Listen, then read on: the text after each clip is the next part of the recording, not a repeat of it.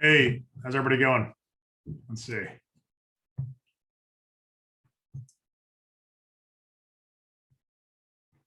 Hello, hello. Can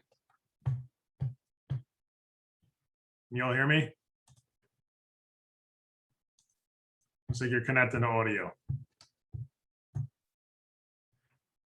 All right, if you could hear me, just give me a moment. I'm going to go ahead and get us set up for Facebook broadcast, and we'll have some more people hopping in, I'm sure. So hang tight, grab your favorite refreshment. And if you're driving a vehicle, make sure it doesn't have any liquor in it. But if you're at home, nobody's asking you what you're drinking, so just make sure you stay safe. Let's see here. Continue as. All right.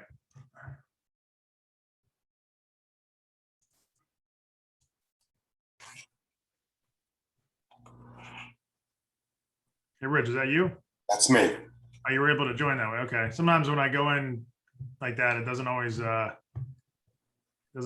So I'm glad one time I had an issue where it actually kicked me out as the host, but that's no problem. I'm gonna go ahead and people are gonna think we're twins. I know. I gotta figure that out. When I'm done with this tonight, I'm gonna see what I can do. Yeah. Pop on live here. I'm just getting a set up for Facebook right now. So Oh, okay. Yep. Oh, that's cool. They actually improved. Zoom has finally made a successful improvement here, I would say. Like they always had the thing where you had a when you want to go live on Zoom on Facebook, I mean, they made you type in a title and stuff like that. Yep. Now they actually populate it with the information from the meeting, and then you can just choose. It's all pre-configured, which is very good. So that's good. Let's go ahead and go live.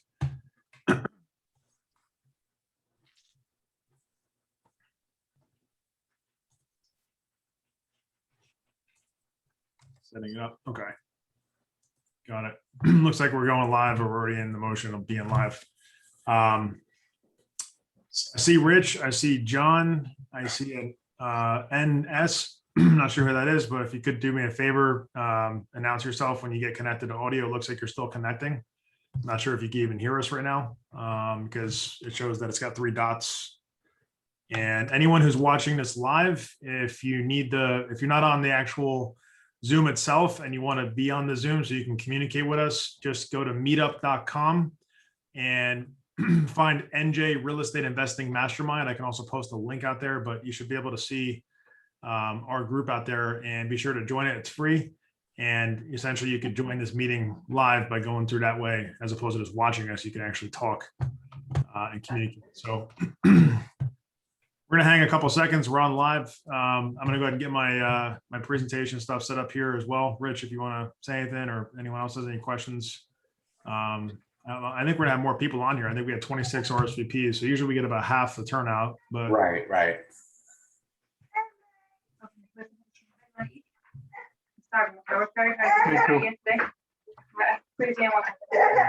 On one of the lines there. So okay, so I went ahead and muted that line. That was NS. I'm not sure your name, sir or ma'am, but if you want to introduce yourself, you can do that. Just get a little bit of background noise. So when you get to a place where you're comfortable and it's quiet enough, you can introduce yourself, and that'd be great. Let's see. Tonight, we're going to be talking about how to be a successful wholesaler, and it's a very interesting topic. So, Rich, are you able to admit people to the meeting? Yes, I just admitted who came in. I'm just looking to, I want to share the live stream on my Facebook. So. Oh, cool. Yeah, likewise. I'm going to do that too. So we're going to be talking about successful wholesaling, and I'm probably going to talk a little bit about what wholesaling even means in the first place, because people may not know what that is. And we're going to talk about some of the changes. There's some stuff I have in a presentation, which I'm bringing up here. And then we're going to also get into some of the sort of more specific about the dynamics of the market right now, and some of the things that are making it more difficult, how to navigate around some of that, and what you should consider when you're looking at wholesaling. Because, you might have seen a video somewhere online, somebody else or one of us. About the dynamics of the market right now. I got a little background noise of somebody there. Rich? That's me. Hold on. Mute you for a sec. You can come back off of mute in a minute. You might have seen a video online. If you're watching this video, maybe you heard somebody talking about wholesaling, you heard about assignments, you heard about different types of deal structures. but you're not really sure how it all works, and you're not sure of how to make it happen. So tonight we're going to be talking about the specifics and making it relevant to not just the concepts of wholesaling, but actually what we believe our company different, and what should make your company or your business different in terms of how you go about the process of wholesaling. And so I'm trying to see here, because I know there's a lot of different views. Let's make sure we're on speaker view. Okay, good. In the meantime, if those of you that are here now want to take a second to maybe throw into the chat box until we do official introductions, maybe just a quick blip about who you are, where you live, or where you do business. Tell us about what you're looking for tonight, any questions you might have, and anything else that you might want to offer to the group, that'd be great. And then we're going to do official introductions in just a couple minutes once we have a couple more folks hop on. Hopefully we get some more folks here. We had like 26 folks, like I said, RSVP, and then only a handful that are here right now. So that's pretty uncommon. Usually we get about half at least of the turnout. So we'll go with the flow either way. But right now we're gonna hang tight for a minute. So again, if you could put in the chat box a quick little intro about yourselves. Rich, if you could do the same thing, give your contact information, that'd be great. And then also Mr. Beck, the other Mr. Beck, you could do the same if you have a moment. That'd be awesome. And then hang tight for a minute, get your favorite beverage, and we'll be right back. Okay.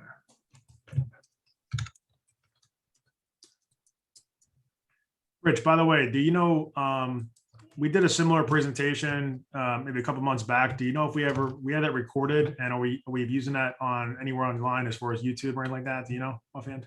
No, we probably do have recorded. It's not being used online or anything like that. But this is probably an older one. Okay. But I know we have all that stuff somewhere. Okay, we'll have to look that up.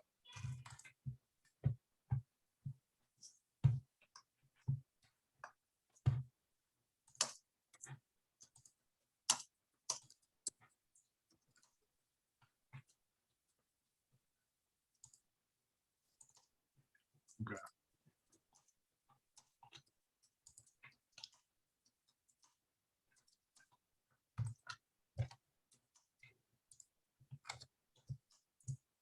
Again, quick reminder, I see John put his stuff in there, John Huber, so great, thank you. If anyone else, again, NS, if you wouldn't mind, you could rename it if you're comfortable with that, with your first name at least, that'd be great.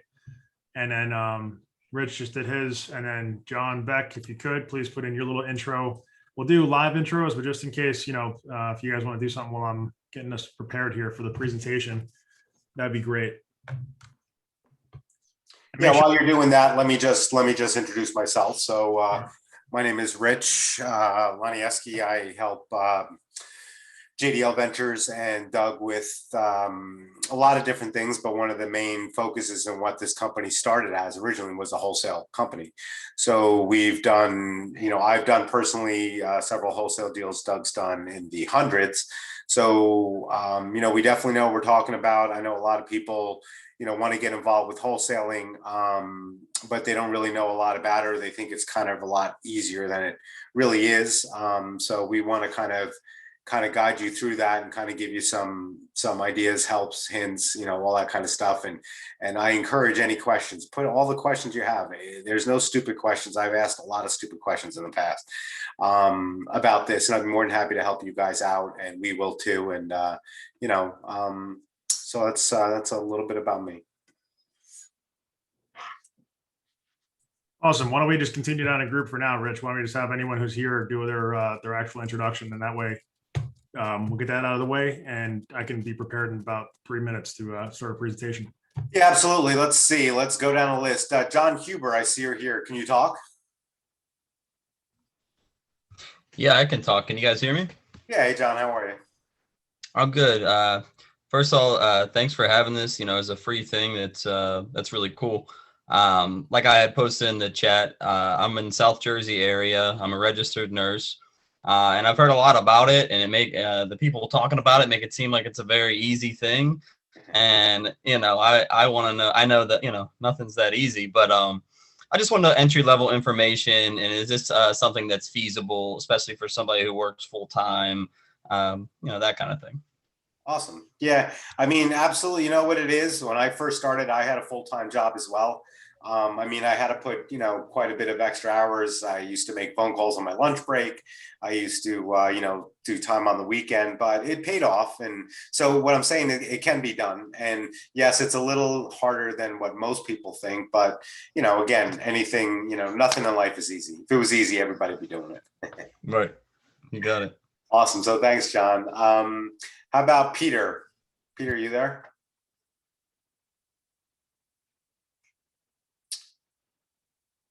All right. Peter, if you're there, just let me know. We'll hit you in. How about Nocham, I believe, isn't your name?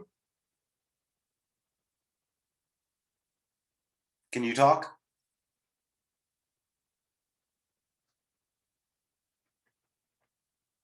All right, if you can, just again, let me know and we'll go there. I see John Beck is here. Mr. Beck, how are you today, sir?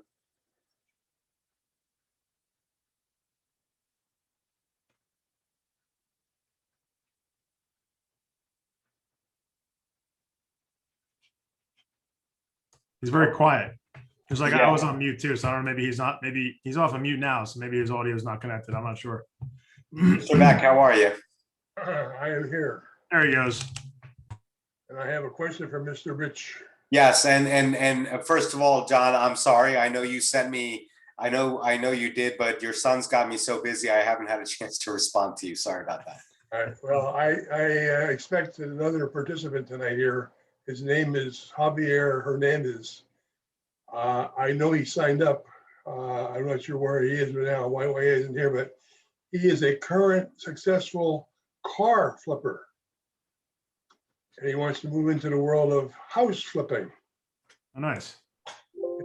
And Doug, you may know him, I know who you're talking about. okay? Where is everybody else? What's going on here? I don't know. It must be. Is it a nice day in New Jersey? Is it really sunny outside or really warm? Yeah, it's hot out there today. Maybe that's why. I mean, what happens in the summertime? And so like down, I'm in Florida right now, so and I'll talk about that in a minute. But last day of school is tomorrow in Florida. So I'm not sure about New Jersey. I mean, school's kind of weird in general right now. But Got 2 weeks left. 2 weeks left, so maybe vacation, maybe something came up, who knows. But yeah, I mean, hey, we'll go with it, and if people join in, we'll just keep going. But normally we get a pretty good turnout, so it's okay. We got the folks here that can make it, and whoever couldn't make it tonight, you'll see the video afterwards, I guess. I have a question for John Huber. Have you ever been to one of these at the Hillsborough office? No, I've never been to anything like this. Okay, you look very familiar. Your twin brother was in the office back. Well, a year ago in March, when everything got shut down, Doug stopped having these in his office in Hillsborough, and for 6 years we had these events almost every month. And I swear I saw you there. One of them, whatever. Anyway, welcome aboard. Thank you. Cool. Rich, any quick updates you want to give? I mean, we're going to go through kind of like what's going on with us as far as what's new at JDL and some different things that are happening, but anything else you want to bring up to the group while we're getting kind of prepped? I got like another minute here until I'm ready to go. Well, yeah, and one of the things, also too, we do wholesaling as well, but we also are able to help a lot of wholesalers out as well because we have a lot of contacts to a lot of people that do buy. And one of the hardest things about being a wholesaler, I'm sure Doug will go through this, is creating a buyer's list, because once you do get a property under contract, now you have to find someone who wants to buy it. And there are different avenues for that too, but we can also help with that too. We've helped a lot of wholesalers sell their deals for them. So that's an option just to always keep in mind. And we also have a development company. We've got 7, 8, 9 projects going on currently. So we're doing those ourselves. We do a 30-day challenge, close a deal challenge, which is actually exciting. We're finishing up our last one where it's a private Facebook group where you can come in and join, and we pretty much challenge you in 4 weeks to find a deal. And we give you all the information. We start from the very beginning to the very end as far as deal analysis, lead generation, getting it under contract and closing. So all the things you need to get a deal from one end to the other. So we're doing that. It's very successful. We're ready to start our next one in a couple of weeks. And, we do have a couple exciting new things coming up too. Doug will mention that probably later on in the thing about a couple of things, partnerships that we've been making with certain people. So, that's kind of in a nutshell where we're at right now. Yep. And actually, believe it or not, the next 30-day challenge is coming up on Monday. So it's coming up quick. It's snuck up on us pretty quick there, but we're going to be launching that, and we've got the one in play right now. So why don't we jump in? This presentation, just so you know, everyone, I'm going to share my screen in a second. This presentation doesn't necessarily say how to be a successful wholesaler, but we're going to blend in what that means with the concepts of, what's in the presentation. So let me see if I can find my my screen share button here. I know I just had it a second ago. Where'd it go? And if anyone else joins, Rich, if you could just put in the chat to have them introduce themselves on chat until we have a moment for questions, and then we'll kind of let them come on. All right. For sure. So, and those of you that are here that have not been here before, especially, do us a favor and make sure you put in the chat any questions you have top of mind that are just like in the way of you, even if it's basically like, hey, what's wholesaling? Or hey, what is an assignment? Or what does this all mean? How do I do this? Like, how much time does it take? How much money does it take? Et cetera. All those questions, just list them out and we'll make sure we cover all of them, because interaction is super important for us. We're not here just to present and lecture. We want this to be interactive, and that's how we run all of our meetings. So please do that as I'm presenting. And if you see anything that stands out as a thing on the presentation that you want to go further on, just make sure you call that out as well. Okay. Can you guys see my presentation? Yep. Let me go ahead and maximize it. All right. And I'm going to see if I can put this over here somewhere. I don't know how to get rid of this. Let's see. That should be good. All right, cool. So as you can kind of tell on the screen, it doesn't say, like I said, how to become a successful wholesaler, but basically this presentation talks a lot about that. And I'm going to sort of pepper in some of the items around what that all means in today's market. I didn't have enough time, unfortunately, to prepare specifically, but I want to discuss and have a conversation with everybody, depending on who's got experience and whatnot, and also with Rich as well. We'll kind of talk a little bit.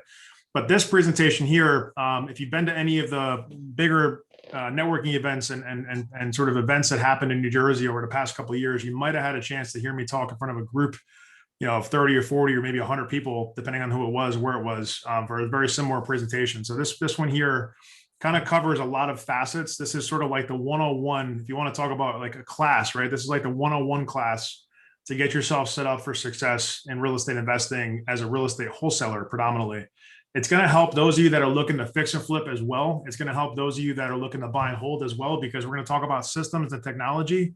We're going to make it relevant tonight, specifically around, like I said, today's market, what we're seeing, what we're doing, some things that are opportunities, some things that are challenges, et cetera. But I would highly recommend that you grab a pen and paper if you don't have one, or have a notepad somewhere, a digital notepad, and that you stay interactive and you stay focused. You might laugh when I say it, but make sure you got at least something to drink, hopefully something that's got a lot of water, because you want to stay hydrated. It's going to be a lot of information to kind of take down and understand. So, and I want to make sure I'm staying relevant also. So give us feedback. If you guys are not getting any value, just say it. Hey, I've heard this before. Let's get on to the next thing. Or if you feel like it's good content, put in the chat that it's really good and you're liking what we're seeing. That'd be super helpful to see that. So starting and scaling a real estate investment business using systems and technology. Again, my name is Doug Beck, Douglas officially, but a lot of people call me Doug. President of JDL Ventures, founder and president, CEO. My wife and I run the company, and Rich is also a huge part of it. He's our COO, and he helps operationally make sure everything's on track and running all different facets. Also with Douglas J Development, we're going to talk about all that in a minute.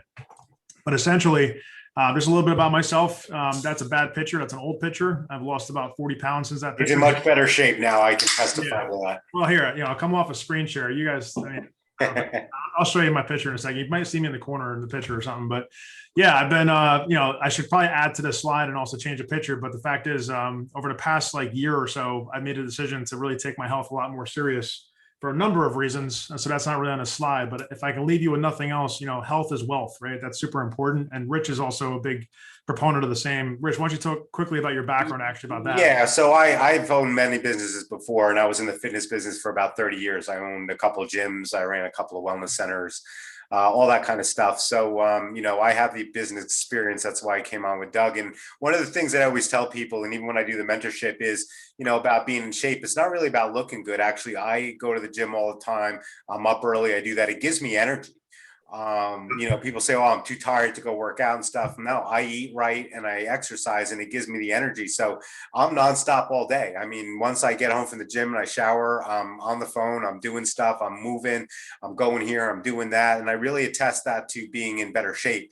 And, to be successful in this business, you got to be a hustler. You got to move, you got to do things, you got to make a lot of calls, all that kind of stuff. And that really helps with my energy levels. Absolutely, man.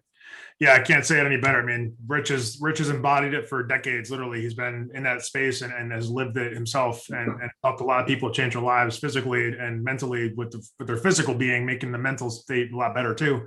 I can tell you from being an athlete as well, and from now getting refocused on it, that the energy levels that you have from actually going to work out and moving your body is significantly more. You have more energy no matter what. I mean, notwithstanding any medical conditions, than anybody I talk to, and myself included, I know that my energy is through the roof compared to what it was when I wasn't really going to the gym. So, get out there, move your body, do something, get active, and then let's make some money through real estate investing. It's kind of my summary for tonight. But I've been married to my wife actually for 12 years. We just celebrated our 12th anniversary. That needs to be updated as well, back in May. So that's really cool. And my son, I have three sons, or two sons and three kids. Excuse me, I can't talk right tonight.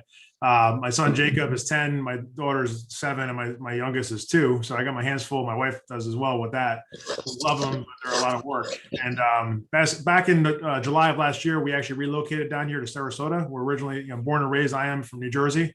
My dad's still up there. He's on here tonight. I want to thank him for being here as always. He's been pretty much every event that we've ever had, I think, as far as these meetings, with the exception of maybe one that he missed for something else that he couldn't move around. But ultimately, we moved down here for a lot of reasons, which we're not going to get into right now, but it's a beautiful place. Check it out. Just, try and take your time coming down, because too many other people are coming down here and it's making it get a little crowded, and there's a lot more traffic on the road now. But there's like 1,000 people every day moving to Florida, and a lot of them are moving to this area in Southwest Florida, Sarasota, and south of here, down to Fort Myers and Naples and stuff like that. So Tampa's hot, St. Petersburg is also a big up and coming area. So nonetheless, we've done some projects down here. We've actively operated in New Jersey and now Florida. New Jersey for about 7.5 years, Florida for about 1.5 to 2 years. We've done over 200 flips successfully as far as wholesales since 2014, and we've done now about 50 or so fix and flips, typically with 8 to 18. So at one point in 2019, I think it was, we had like 18 projects going on, which was nuts, and it was just crazy. So right now, technically we have 8, but then we have a subdivision. So if you include that, that's a different story, but it's a lot of stuff basically. And it requires a team. It's not just me. I got to give kudos to the team. Rich is a big part of it. There's other folks that work in the office, the virtual office, to make this all happen. But we're not just like getting started. So that's kind of good for you here tonight. Even if you're experienced, you're in a very comfortable place with someone else who's got a pretty good amount of experience. But if you're brand new, we're going to help you accelerate through the learning you need, and hopefully get you to the crux of what's most important based on our experiences and stuff.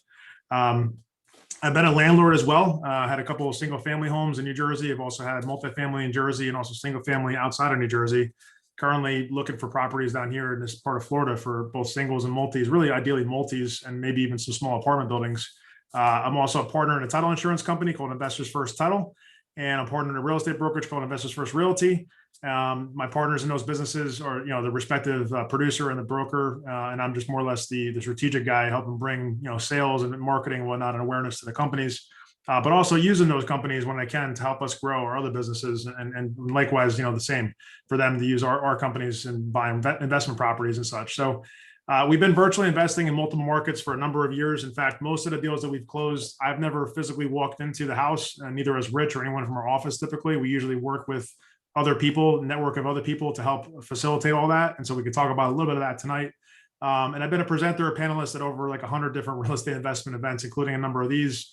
Obviously, we've had about 50 of these, plus a bunch of others that we've done sponsorships and all kinds of stuff. So I don't want to keep talking about myself, but I just want you to know that you're dealing with somebody who's got a little bit of experience, and maybe you have a bunch more, and it's awesome. I appreciate you being here.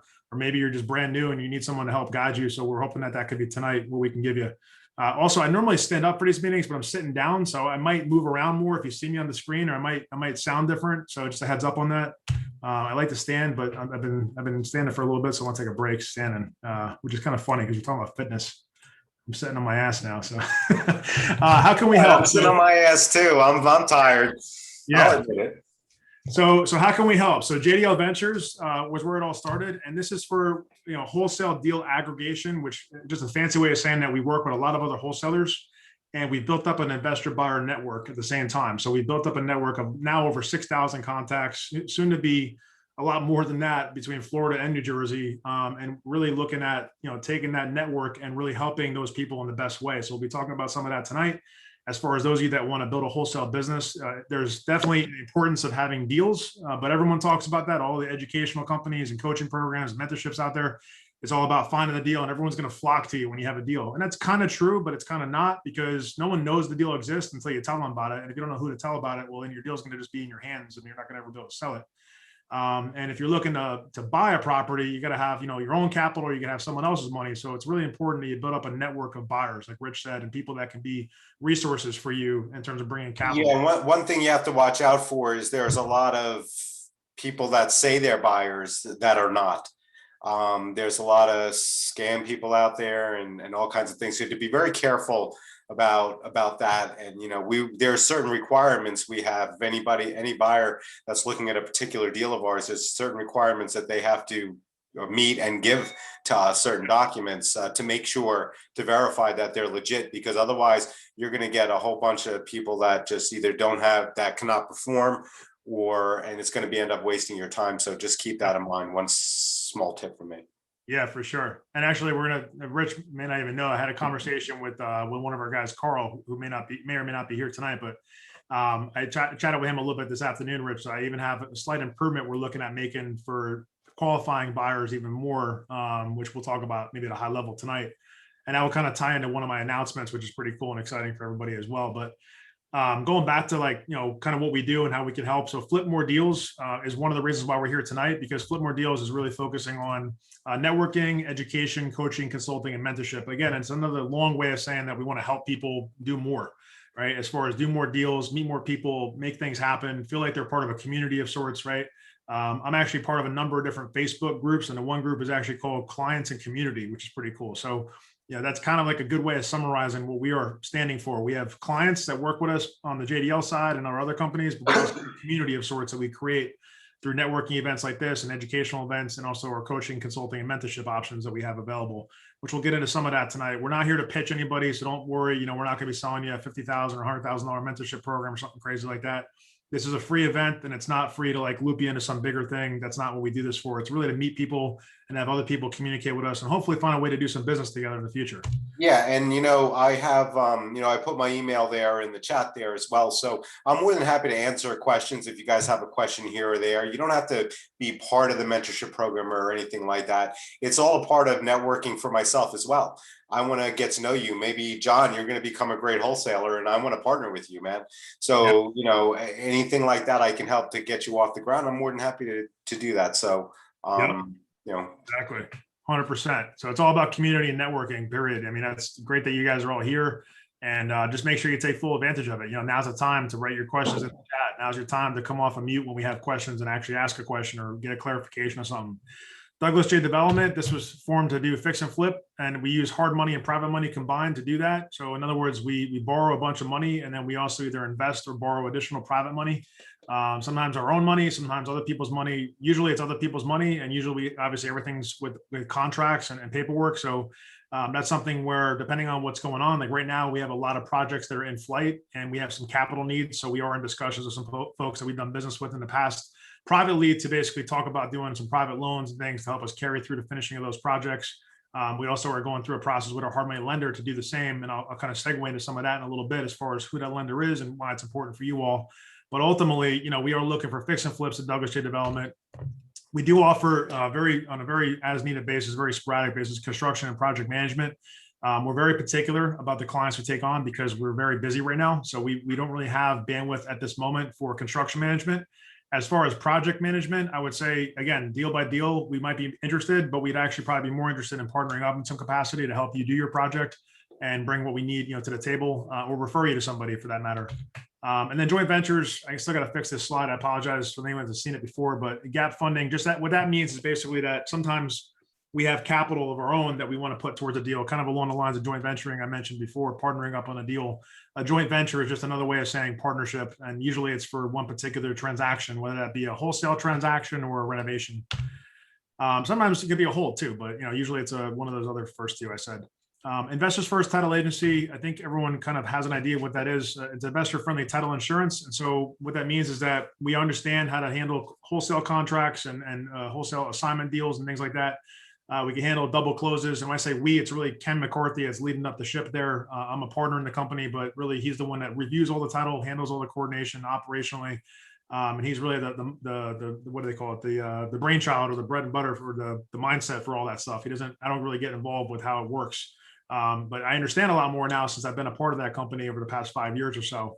And then we have Investors First Realty, which is our real estate brokerage with investor owners. So both myself and my broker partner, Darren, are both investors. We've done some projects together. We've helped other people buy wholesale deals and a lot of different things. So he's got experience in share sales and all kinds of cool stuff. So so I'm an agent too for there too. So I do that as well. And then one thing just for, wholesaling and stuff, just another little tip here and talking about Investors First Title Agency, there are a lot of title companies that will not work with wholesalers. So that's the one good thing, and that's the best part about this, and that's I think why we originally created, or Doug did with Ken, is because we are able to work with wholesalers and get things done, whether it's a double close or LLC buyout or anything like that. We can handle that, where a lot of other title companies won't do that. Yep, exactly. Yeah, they don't necessarily understand the structures. They don't have comfort with the way that everything's getting done. Now, mind you, we can't do anything that's obviously illegal or unethical. Right? That goes without saying. But if you have a typical deal, like if you have a wholesale deal, which we'll talk about the specifics, but you have a contract signed and the contract allows you to assign that contract to somebody else and you have the assignment signed, well, then it's pretty much cut and dry. It's just one contract and a second contract, simple as that. If it's a double close, there's certain things we have to look at as far as like how you're funding the first transaction. There's a thing called transactional funding, which we'll speak about if anyone has questions, that you need to make sure you have that available to you. We have a referral for you on that one if you need it, and stuff like that. So it just, it really depends on it, but you're not gonna want to do anything that's wacky because that's gonna get you in trouble. So don't do that. Take an inventory. So this is kind of like setting us up for like a successful conversation tonight. Kind of take where your focus goes, your energy flows. It's a Tony Robbins quote, probably said by thousands of other people as well. But essentially tonight we're focusing on wholesaling. So far, we kind of focusing on who we are, what we do, but we're going to get into like the semantics and the strategies and tactics of wholesaling and being successful at wholesaling. I would encourage everyone that's not looking to wholesale. First off, you came here for a reason. So maybe just curious about wholesaling, but if you're not actually looking to wholesale, or if you're not looking to work with wholesalers, whatever, just be open-minded to tonight, because actually a lot of the stuff we talk about tonight flows right into fix and flip investors and also landlords, because the strategies we talk about really have to do with acquisitions. Wholesaling is the flip of the contract to somebody else, but everything leading up to that is really the same stuff, whether you're a wholesaler, a fix and flip investor, or a landlord. So really be open-minded to some of the strategies and tools we give, because you're going to be able to use them. But anyway, write down, some of these things, like what have you been focusing on? What have you decided to now focus on? Maybe you were focusing on fixing and flipping, and now you're like, man, it's just so hard. Construction's a pain in the butt. I'm tired of dealing with contractors. It's so expensive. It takes too long. Money is hard to find, or deals are hard to find, whatever it is. And so you now decided, well, I could just wholesale it because I know how to find the deals, but I just can't deal with the actual construction maybe, or whatever it is. So you decide to switch focus. No big deal. That's great. That's called pivoting. That's important in business. What does it mean, and what are you going to do about it? Well, maybe it means that you're going to change your strategy around. You focus more on finding deals, analyzing deals, and getting them under contract versus having to run construction projects. Or maybe it's the opposite. I don't know. What do you need help with? What do you need to help you to achieve this result? That doesn't make, I don't think it reads right, but how do you achieve these results? So you might need, some coaching, you might need some information, you might need some experience, you might need to make a bunch of mistakes, you might need more resources of people and also things to help you get there. Whatever that is, make sure you take a note of that. And then what are you willing to sacrifice to get there? Obviously, that goes without saying. Anything in business requires some level of sacrifice of time, money, or both. Energy, effort, however you want to consider that as well. If you think you have, for example, more money than time, then make note of that. And we'll ask you that question if we work with you in some capacity. Do you have more money? Do you have more time? Do you have more time, more money? Like, it all depends, right? Because you could do 1,000 different things, but what do you focus on is the question. And so we want to help you do that and help you figure out what to focus on. What will life look like though when you achieve what you set out to do? Well, hopefully it's going to look a lot better. Maybe you have a great life now, but you want to have an excellent life. You want to change your lifestyle. You want to relocate like I was able to. You want to have your family be able to see you whenever you want to, because you don't have to work in an office anymore. You could be around them and see your kids' events and all that kind of cool stuff. That's a lot of the benefits of having your own business that's actually run like a business. You're still going to have to be connected. Like Rich and I talk probably an hour or two a day, at least, if not longer. Rich has got a lot of stuff on his plate, and I appreciate Rich more than he knows. I want to tell the whole world that, but at the end of the day, Rich is really good at what he does. Rich is also able to delegate to other people. So it's all about like having a great set of a team that works together cohesively, and you're going to have challenges regardless, but you want to be able to have a nice flow, and you want to be able to work well together and be able to actually be enjoying the process. It's not always going to be enjoyable, but you look at what's ahead and you look at where we are. Like we've made a lot of strides in the past couple of years, right? A lot to do with, Rich and my discussions and having strategy shifts and different focus areas and new opportunities, all kinds of cool stuff. And a lot of other people behind the scenes, but that took time to get there though. So we had to make some sacrifices just to get to that point. Right now we have like $6 million worth of real estate that we're working on. Well, we didn't have that a year ago even. We had a bunch of properties that were in not so good areas that had practically no profit built into them. Right now we have a pipeline that's close to $1 million net profit. That's for our renovation business. And I'm proud to say that. I don't want to flaunt it. I'm just telling you guys, this took time. It's not like it just snap your fingers, right? We're going through a process right now just to get those projects sort of back on track and under control. It's taken, probably over 1,000 hours of everyone's time, but we're making the effort because we know it's going to help us in the long run. Anyway, so challenge yourself to ask those right questions and the answers will begin to appear. I got to give kudos to my father for helping me understand that. The right question leads to the right answer. If you ask the wrong question, you're not going to get the right answer, period. Proximity is power. We don't have time for the video, but if you want to check it out, look it up on YouTube. It's a Tony Robbins video. We do offer an intensive program. We're not going to go into all the details. I'm going to flash this on the screen. You can kind of look at it. I'm going to tell you about how you can find out more about it. If you go to flipmoredeals.com, you can read more about it, listen to me talk about it, kind of get some common questions answered. We're going to talk about sort of like a teaser about what it's like to be a part of that program tonight. We're going to kind of go through a lot of the semantics of the basics. And then the program is not designed to be just like regurgitating all the basics. It's really designed to be focused and customized to whatever the client, one of you guys would need, and focusing on like progression and accountability, not just like theory and education. Okay. So, and we look to partner up with people if we can. We look to find ways that we can actually do business together in the future. I've bought deals from clients in the past in terms of, again, nothing of a conflict, just more or less they were a client, then we became friends and we became business partners essentially, or they wholesaled a deal to me or vice versa. I've done partnerships like joint ventures on renovation flips. I've done a rental property where I was a lender and another one I was the borrower. So it's all kinds of stuff like you could do, but it all starts with a relationship. All right. And another person I know, a guy that nobody would know the name of, but this guy talks a lot about everything starts with a conversation, right? It's all starting with conversation. So at least begin the conversation. Tonight's like a level of a conversation. Then the question is, how do you take tonight and turn it from a conversation into actually something that's going to convert for your benefit, for your profit, not just money, but also just improvement, right? Like, how do you take it to the next step? How do you know that you're making progress? And that's success, right? Success is measured many different ways.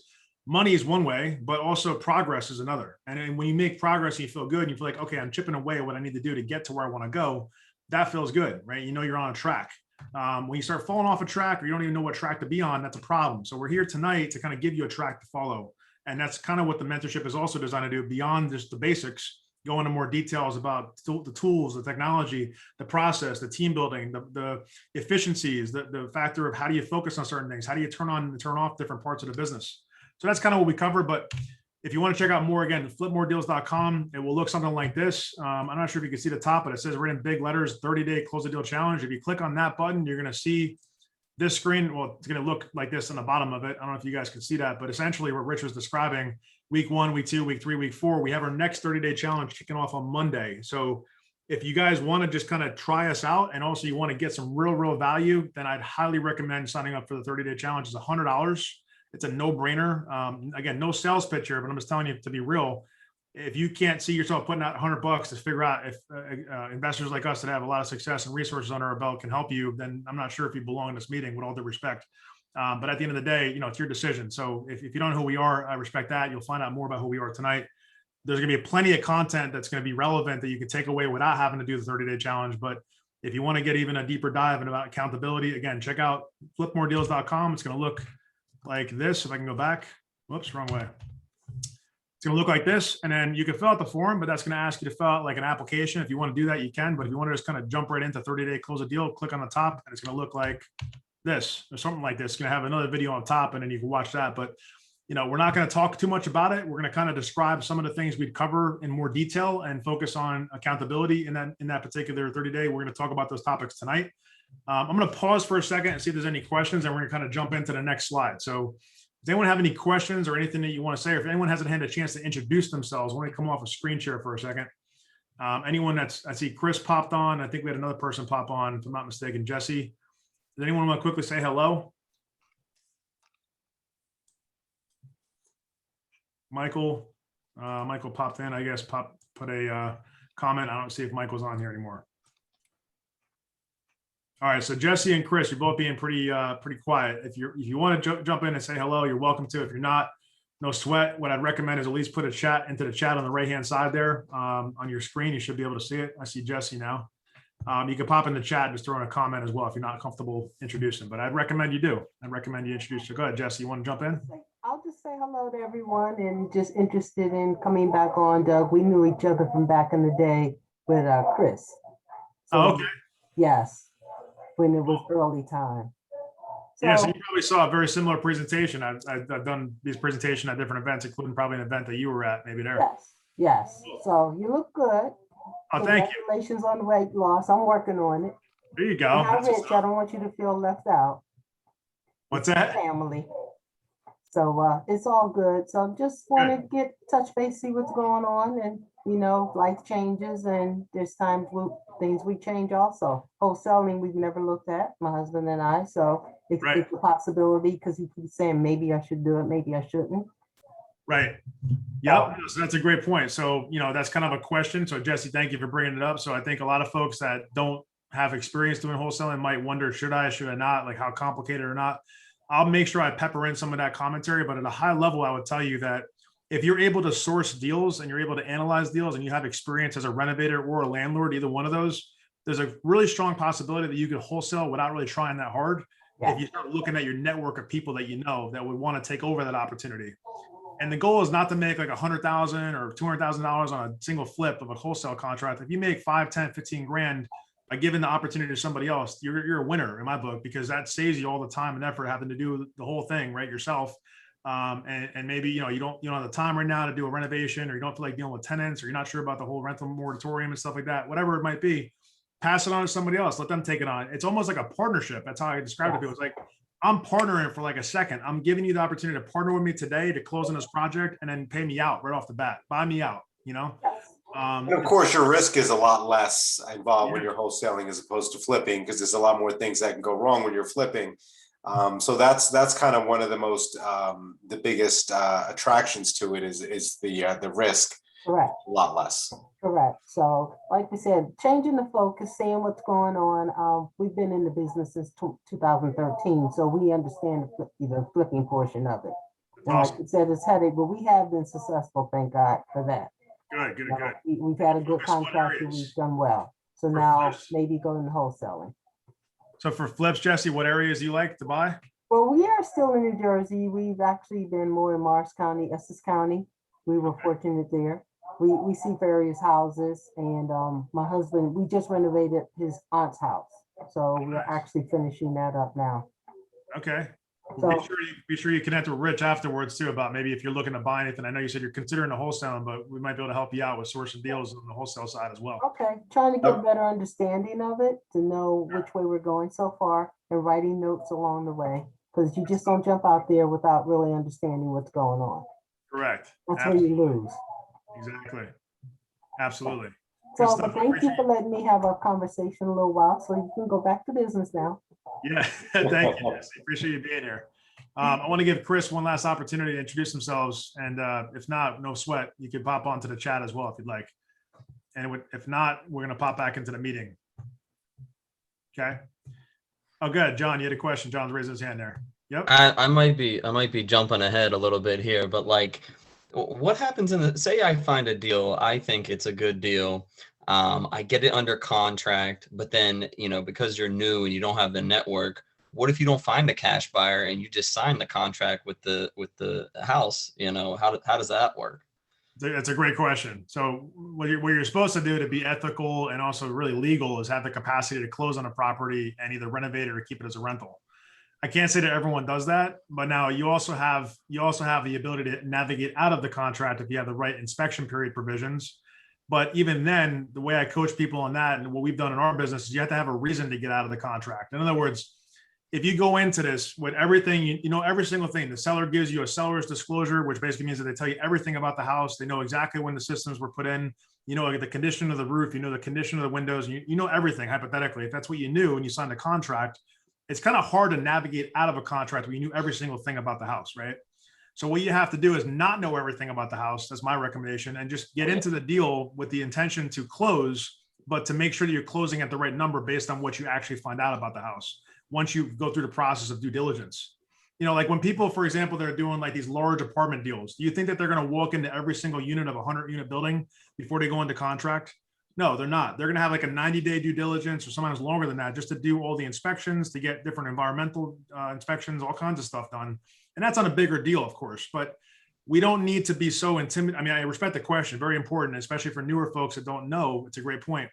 What we need to do is build in, you need to be confident making offers without knowing everything. That's a lot of what we focus on. It sounds like a sales pitch, but it's not. It's a lot of what we focus on is building that confidence through our 30-day challenge, because it's about deal analysis. It's about the process of negotiation.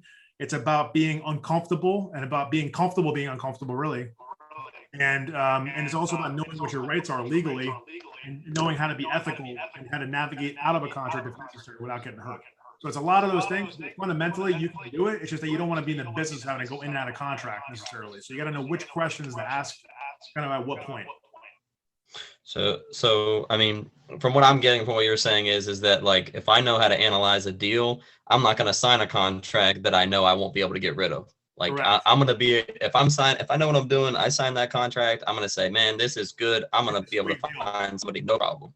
Yeah, you don't want to jump into, like, unfortunately, there are wholesalers, especially, that don't know what they're doing, and they go into contracts that they have no business going into, and they have no capacity to close, and they have no resources of capital at all anywhere. Like, they don't know anybody. They're just like, I mean, I hate to say it, they're like sitting in a basement somewhere, just like typing on a computer, sending out offers. That's not where you want to be. You need to be somebody that understands the numbers, can explain it to somebody, and also has resources of other people. And I'll raise our hand for us. JDL Ventures is very interested in helping other wholesalers dispose of their deals. So if you have a deal that's under contract, kind of what's in it for us also here is that if you folks that are looking to wholesale understand the process and go out there and find deals, we have an avenue to dispose of those deals, not just as a buyer, but actually as a network of 6,000 plus other people looking to buy.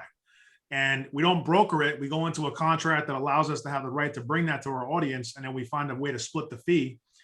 So we're not acting as an agent, right? We're acting as a principal, but at the end of the day, it's important. It's all hinging upon a deal making sense. So to your point, you got to know deal analysis. And we're going to give you a tool tonight. I'm going to give it to you on one of the slides that has the exact process that we use in our business, not just to find or analyze deals that we're buying to renovate, not just the ones that we're doing wholesale, but actually I've used this tool, no BS, to actually raise like over $1 million of private money on a recent basis to do our deals that we do in terms of our renovation projects. And it's like, it sounds like pie in the sky or whatever, or like I'm just talking out of, you know what, but it's, the tool is so nicely put together because you could literally do sliders of like the deal analysis. You could show monthly projections. You could change numbers super quick, and you can make sure that it makes sense. And it's not like you have to use a calculator for every single step. You don't have to have a fancy tool or an Excel file like that.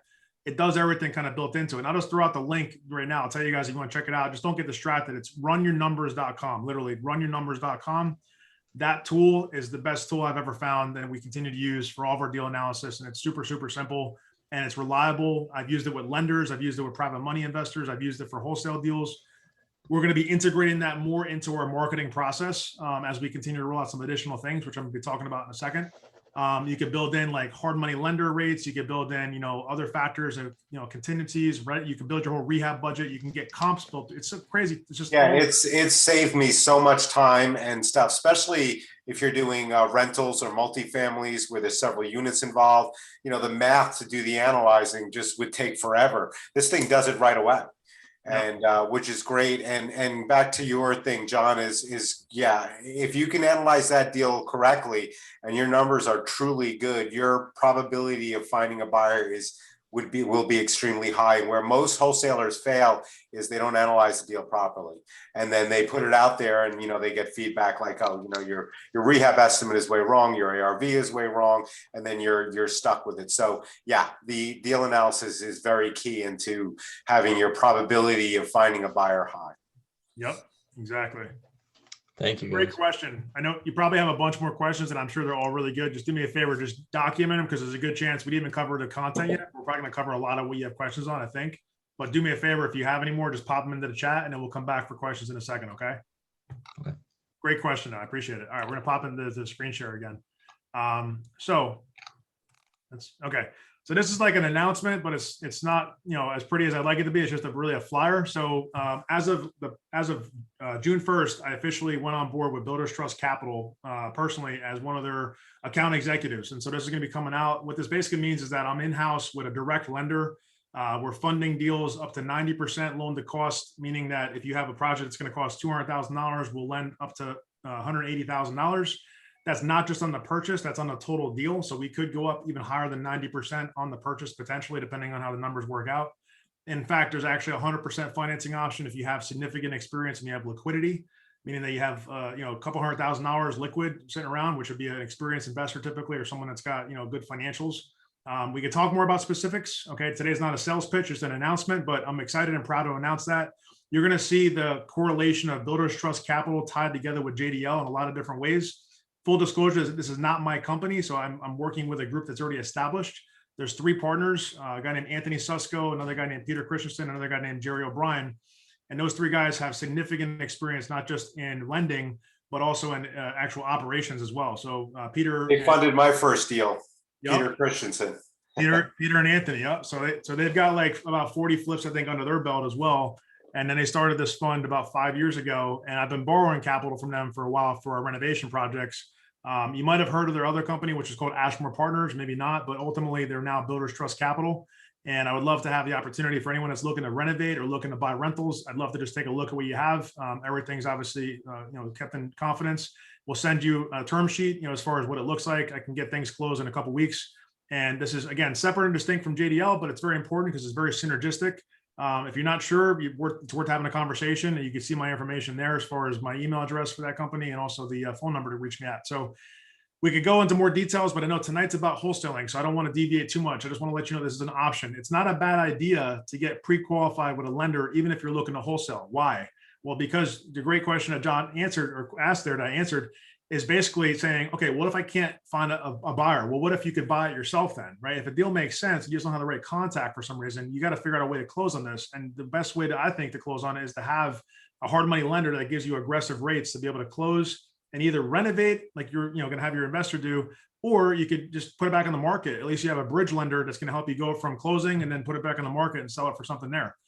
You'd be surprised if you have an off-market property in today's market. It's a strong seller's market. So meaning that sellers are getting premium for property, right? Not buyers. Buyers are not getting discounts. Sellers are getting much higher than asking. A lot of cases, like 5 to 10% more than asking. Sometimes 20%. But there's bidding wars. It's beyond what anyone's ever seen, except for before the housing bubble. And we don't want to have another bubble. So let's pray to God that doesn't happen. But the fact is, the fundamentals are different. So frankly, I don't think it's going to be a bubble anytime soon. Even in Florida, for sure. I mean, New Jersey and the Northeast in general is a question mark, but down here, we have so many people coming in. It's not, as someone said, it's not a supply. It is a supply issue, but it's also a demand thing. Like we have low supply and we have significant demand in Florida, in this part of Florida. In New Jersey, I would say supply is definitely very low. Demand is probably average-ish, maybe higher, because people now have access to really cheap capital. They can not only just the investors, but also the retail buyers, right? And I'm giving you some like high-level kind of guidance. Obviously all this is not financial advice, nor is it legal advice. I should have probably said that before, but just my opinion. And I would tell you that don't be cautious because you're worried about the housing bubble. I see posts every day about like Google searches about housing bubble this, housing bubble that in California. First off, every market has different dynamics, right? Every single state, every single city, every single zip code has different dynamics of supply and demand. And so don't be afraid of what's happening in some other place in the middle of nowhere, or maybe even a city, like New York City, for example, or somewhere in California, because those markets are drastically different than what you know as your local market. So get really focused on your local market, and then I think you'll be safe. If you start doing crazy stuff and going, against the grain too much, you're going to have problems potentially. So just be careful with that. But if you want to have a conversation, again, that's the way to reach me. You could call me or you could email me, and I'd be happy to look at any loans or any deals you want to have lending on. Again, not the purpose for tonight, but I can help you out there. Okay. 4 distinct revenue streams. I'm going to go through this kind of quick. We kind of talked a little bit about this: JDL Ventures, wholesale, so on and so forth, Douglas Street Development. This is a lot of kind of prefacing. We spoke about this before, I think. So just to give you an idea of our experience. Start with why. Again, this is super important. My mom, God rest her soul, we lost her back in 2016, but she's still here with us in spirit. That's her and my dad dancing on my wedding back in 2009. So I'm blessed to have my father here with us and in the flesh, so to speak, and also in spirit with me in Florida, but also my mom and always around me, my spirit, with her spirit as well, and her excitement and all the things she brought in my life growing up with her and my father. So start with why. It's really about them. I left my company, I left Johnson & Johnson back in 2015 to be with them and to be with my family, to be with the people on the right. Recently, like I said, we moved to Sarasota to have more time with the family and be able to see each other, to travel. I saw my dad down here not that long ago. He was visiting.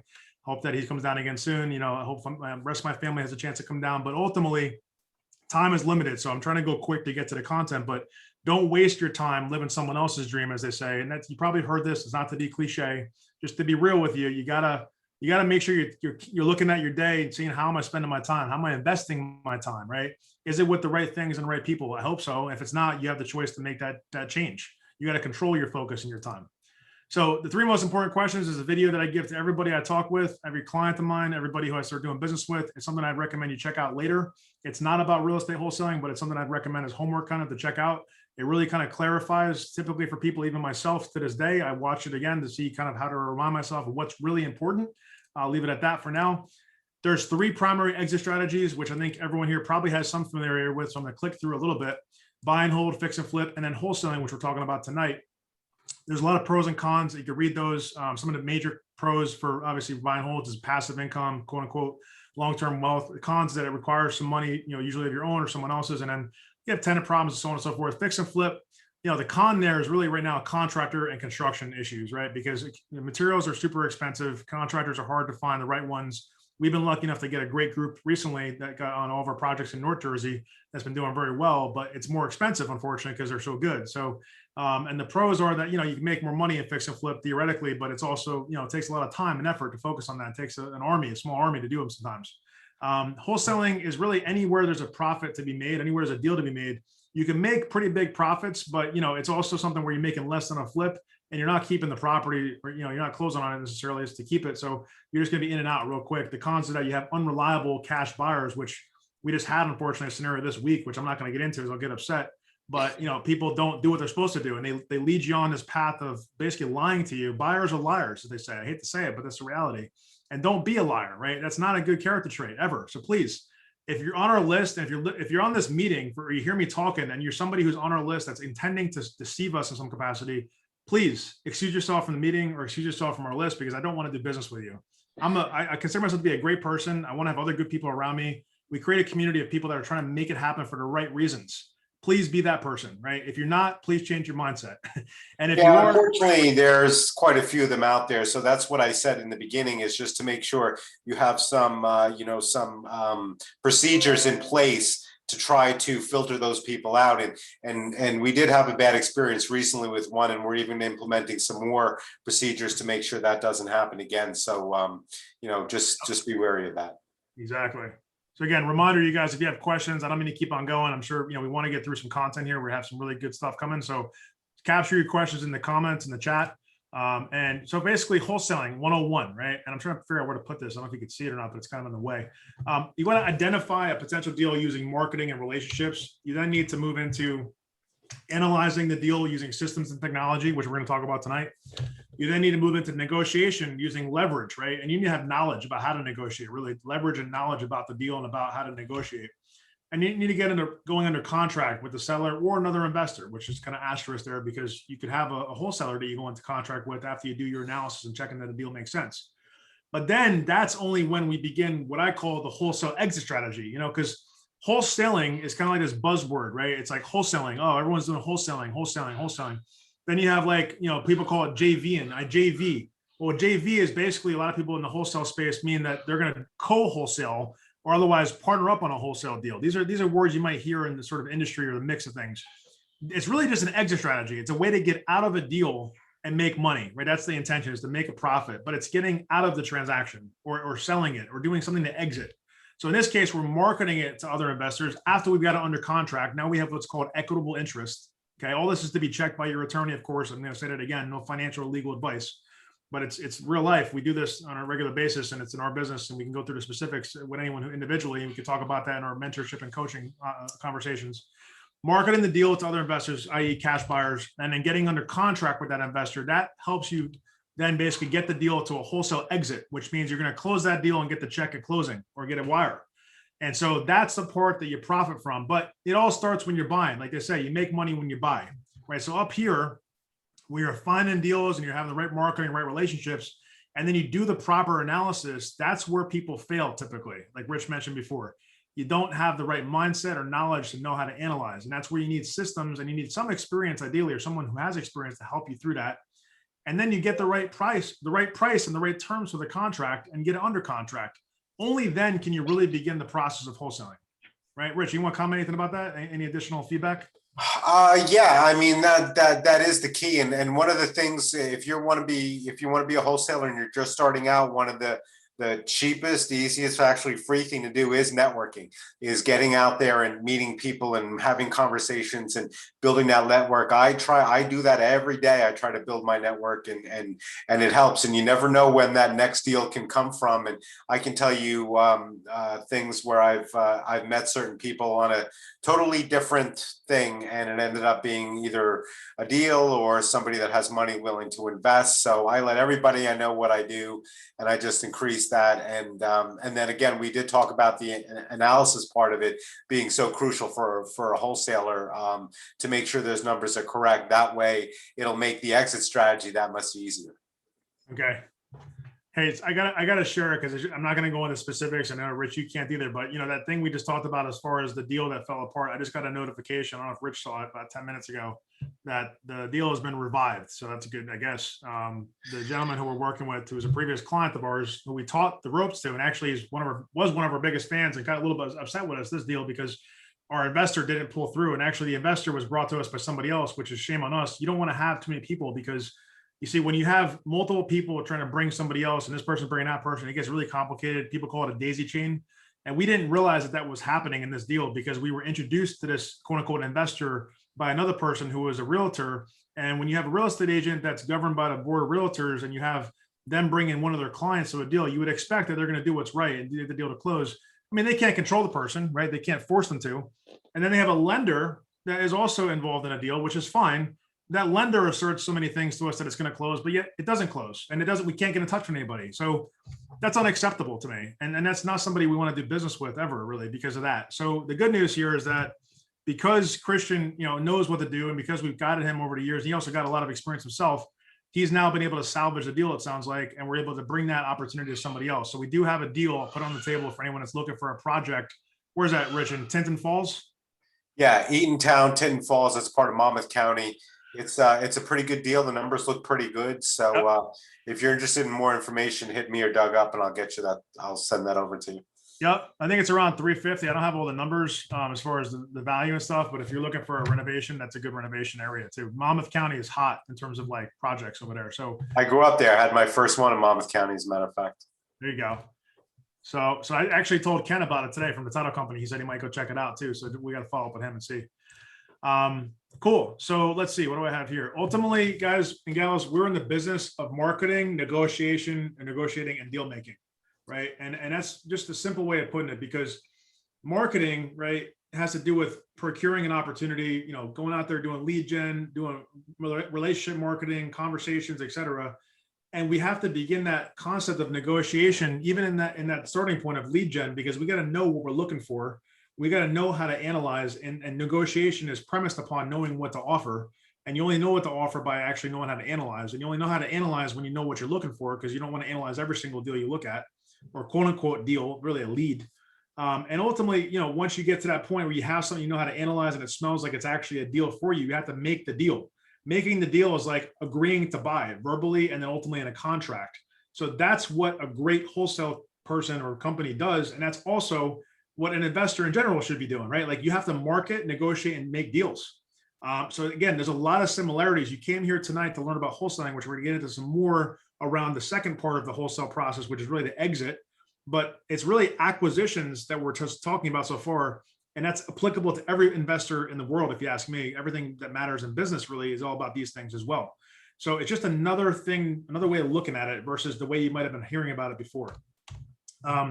Going into business, I'm going to kind of go through quickly because this is stuff you got to check with your attorney and your CPA on. But just to kind of show you some different things, you can take a picture of this if you like. The websites, the business checking, the credit cards, the LLCs, all that stuff. You set some goals. The purpose of tonight, I mean, you want to do all these things, but this is not the like exciting stuff really. So I'm just going to kind of keep it up there for a second. You can screenshot it if you like. And then, whoops, I went too fast, I guess. Let me go back. If anyone wants to take a screenshot, go ahead and do that.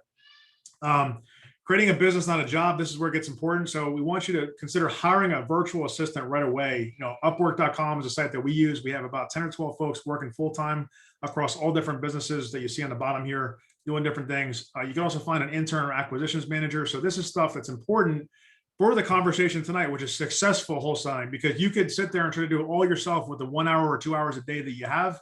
And it would take you literally years, if not a decade, to do what you want to do probably in your mind. You're not going to turn on $1 million business or a $10 million business or something crazy like that by putting in a couple hours a day, any kind of business, right? There's no such thing that exists. And if you think that there is, I'd love to have a conversation. And I'm pretty confident if I put money on it, I'd probably win the bet. And you probably would be wrong if there's not a business that can make $1 million put in 2 hours a day. So let's just be real. So at the end of the day, you need to create a team, or you need to create a process and a team. And we got to use technology to help us grow an actual business, not a job. And internships.com, networking, Facebook, Bigger Pockets, so on and so forth. These are different sites you can go to. Meetup.com is also great. Some of you might have found us through meetup.com to network with us, and you can find people to work with that way. You want to document as many of these things as possible. Rich has really been helpful, and I want to give him kudos here, not just being operationally important, but also knowing how to properly document a lot of our processes for us. And I appreciate that about Rich. And thank you, Rich, for doing that and helping train and helping grow our team as well, helping get them engaged and know what has to be done next. What do they have to, how do they have to navigate through the process and such? The onboarding process is important also. When you bring on a new team member, like we brought on new VAs recently, like about a couple months back, and we had to train them. And Rich had some process, to do that, but he had to meet with them in a certain cadence. He had to make sure we had a certain process to even vet them and stuff. So there's a lot of different steps here, but you have to know, we're leading here with talking about recruiting people. And you're like, wait a second, Doug, I thought we were talking about deals and buyers. What's up with the people stuff? I don't want to have a business right now. Well, you might want to consider this as actually a differentiator for you if you want to be a successful wholesaler, because I don't know many people out there, and maybe, there's a couple of guys out there or gals, doing crazy stuff on their own.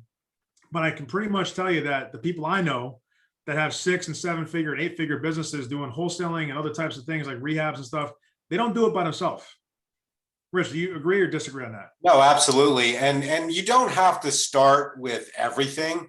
But again, doing it all yourself is very difficult. So even going on Upwork.com and getting one VA to start with, a virtual assistant, you can get them for, if you find the right one, for as little as $4 to $5 an hour. You have them working 20 hours a week for you, maybe helping you with social media or helping you make some initial calls to potential motivated sellers. Will take a lot off your plate. And it's a good way to do it. And you can do it for cheap. It's a good way to get started at least. Exactly. And, and then you can work your way up to that. Exactly. And, the other thing is, great point, Rich. So like the VAs, I don't want you guys to think you're paying like, $50 an hour for an expert or something like that. Like there are those people out there, but you're looking for someone that can be like, offshore, entry level, $4 to $6 an hour, typically, like Rich said. And then you also could bring on people that are working on a commission basis so that they're incentivized. So an intern and or an acquisitions person, you could train them on what you learn and what you know, and ultimately they can become a student of you, essentially your business, and they could also produce results by taking off some of the stuff you get to do yourself. And essentially you build time into your day by having other people help you. So these are things that really matter. We don't get the same amount of time every day, but you can add more time by having great people around you helping you do the things you have to get done yourself and giving them a piece of the pie. Basically, that's what it comes down to. Begin marketing for deals. This is offline strategies. I'm going to quickly go through some of these. Networking events like we're here now, it's kind of online now, right? It's online and offline because You can go to physical events, I think, as of now in New Jersey, definitely down in Florida, they're starting to pick back up as well. But online is where everything's at these days, right? You'll find a lot more stuff online. Referrals are important, so make sure you tell everybody you know. I think Rich, you said that at the beginning, you put it up on Facebook, you told all your friends, like you just tell everybody what's there to hide. Tell all your friends and family, spread the word. Bandit signs, right? This is not my favorite thing, but people do this. They spend $100, they get 100 signs and they put them out all over the place. You got to be careful with the local municipalities. It's usually not legit, so I'm not suggesting you do it, but people do it. Door knocking, same thing, depending on where you live and depending on the requirements and permits required, it may not be something you want to do, but people do drive for dollars, right? That's another thing. I don't know if it's on here, but driving for dollars is kind of like door knocking, except you're not knocking on the door. You're driving around looking for high grass, you're looking for dilapidated properties, you're using an app on your phone, which we'll talk about. If you guys check out, actually, I'll tell you right now, if you check out nationwidesellerleads.com, that website is a tool that we use in our business that's really helpful. They have a 7-day free trial, and I think after that it's like $95 or $97 a month. It got every lead you could ever imagine for the entire United States is available through that tool. It helps you comp, it helps you find opportunities, it helps you do what's called skip trace, which is basically building out a list and then figuring out who the phone numbers are for those people on that list and actually start calling them, do cold calling, right? Not my favorite thing to do, although I don't mind doing it, and we don't have to do it these days, thank God, but other people want to do it and they have time to do it.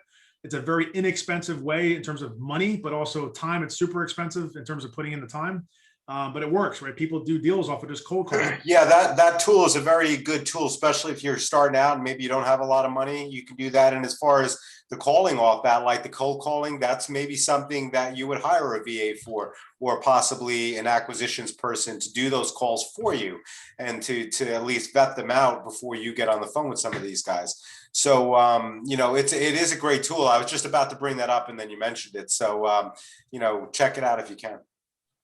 Quick reminder, thank you, Rich. Our upcoming 30-day close the deal challenge. If you're getting good value so far and you want to check it out, just pop open the link I just put in the chat.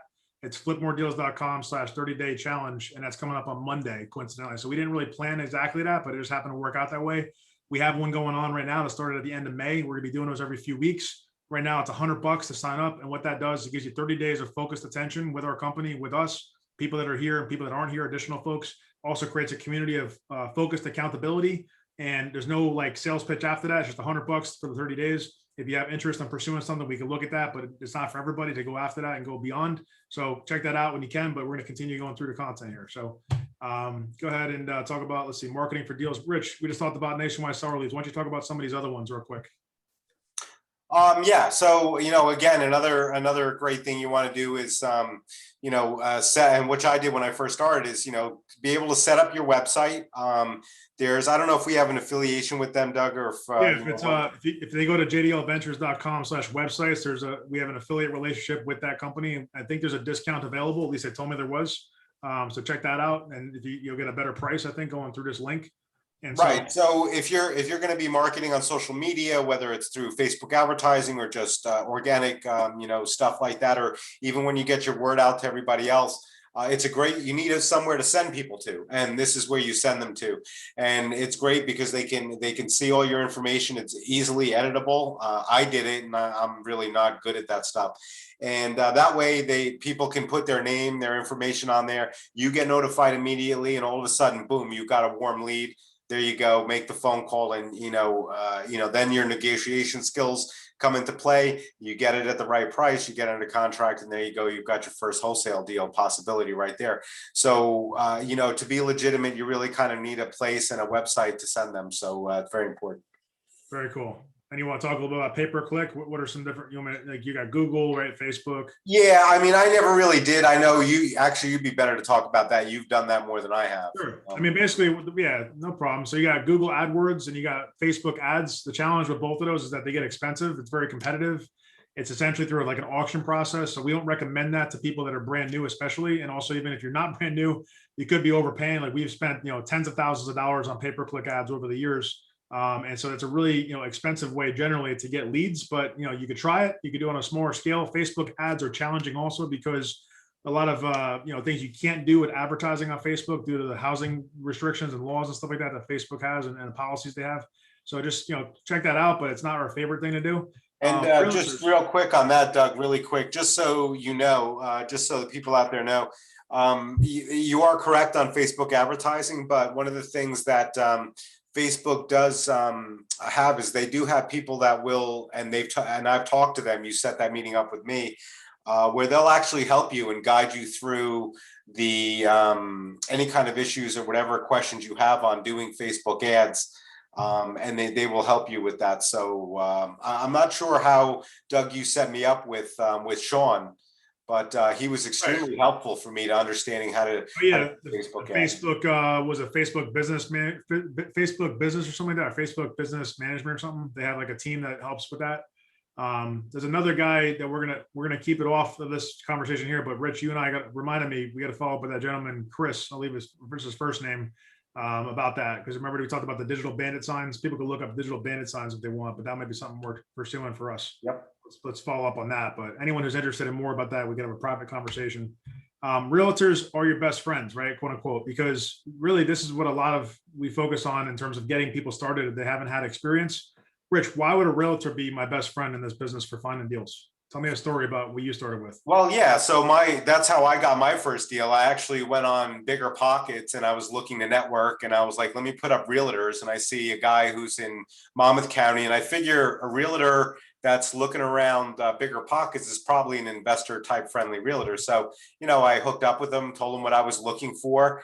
And, he was able to find me stuff. Now, the reason why they're going to be your best friend is because they're going to hope you're going to, hopefully fix this up, or if you're going to wholesale it, at least, be able to refer me to that buyer where you fix it up, you get it on the market. I want to be the guy to list it. So I want to help you out as much as I can to get that under contract and renovate it and fix it up. And then when you're ready with that, I want you to let me know when I want to list it. So realtors will do anything to get a listing. Trust me. So if you, They have motivation. Right. Like a motivated seller, but in a different context. They want to sell that property when you're done with it. And right, but it's very important to if you're going to do that with agents, is to let them know, exactly what you're looking for, and exactly, how you're going to do this and everything. And that way, if they are an investor type friendly, I always look for realtors that are listing properties that need a lot of work. That's not just, whether it's a bank-owned property or whatever, something that needs that's an investor type of property. If they're listing it, they're more than likely going to be an investor-friendly type agent, and they'll help you out. So I highly suggest networking with realtors. Hey, appreciate that, Rich. I'm going to do a quick pop out for a second. I just popped on my phone. It looks like, on our live for JDL Ventures, we have a couple of comments. So quick shout out to my oldest sister, Terry. She says, hey, Douglas, she calls me Douglas still to this day. I need to get to Florida now. Love you and miss you lots. What's up, Terry? Glad you're here. Hopefully listening in. We got another person named Julie. She says, hello, are you a lender? And I found a property I'm looking at for fix and flip. Do I get a hard or private loan before or after I find the property? The answer to that really depends. I mean, it really, so as far as me being a lender, I am not a lender myself. I work with a company called Builders Trust Capital. I have an exclusive relationship with that company. So that's the only lender that I bring business to. And essentially I do that because I trust the guys. I've been working with them for a number of years, like 5+ years. I've borrowed millions of dollars from them, like legitimately millions. And they're a direct lender, and they have some of the best rates, and they have some of the best leverage, meaning that they lend at the highest, that they can lend at as far as leverage, which is usually 75% of ARV. Most lenders will go up to 70. Obviously, it depends on credit, it depends on assets, it depends on a number of factors. But fundamentally, to answer Julie's question around, does she go for a private or hard money loan before or after she finds a property? Here's the right thing to do in my book. I would recommend getting pre-qualified with a hard money lender as soon as possible. That's everybody, right? And what you could do is give them stated information initially. So let me come off of screen share for a second for anyone who's looking to learn about this. It's going to be a 2-minute commercial about how to do this, and it's very relevant, even if you're wholesaling, right? So you need to give them stated information. Tell them how much assets you have, around how much money is available liquid. Tell them what your credit score is generally. Tell them what your experience level is generally. If you've got, 1 deal in your belt, no deals, 10 deals, 100 deals, whatever. And after telling them that, what a great hard money lender would be able to do is give you an idea of where you'd fall in their matrix of the programs that they offer. So with Builders Trust Capital, there's a handful of programs. There's standard, there's preferred, and then there's strategic. And I can't go into all the different details, but I'll tell you that the least typically that we would lever would be like 60%. And that's on a very specific, case where you're like refinancing a renovation or something like that. but usually most people land at like 80 to 85% what's called loan to cost. Loan to cost means like, the amount of money I'm borrowing compared to the actual cost of the project total. That maxes out at 70 to 75%. The 75% would be for someone that's super experienced.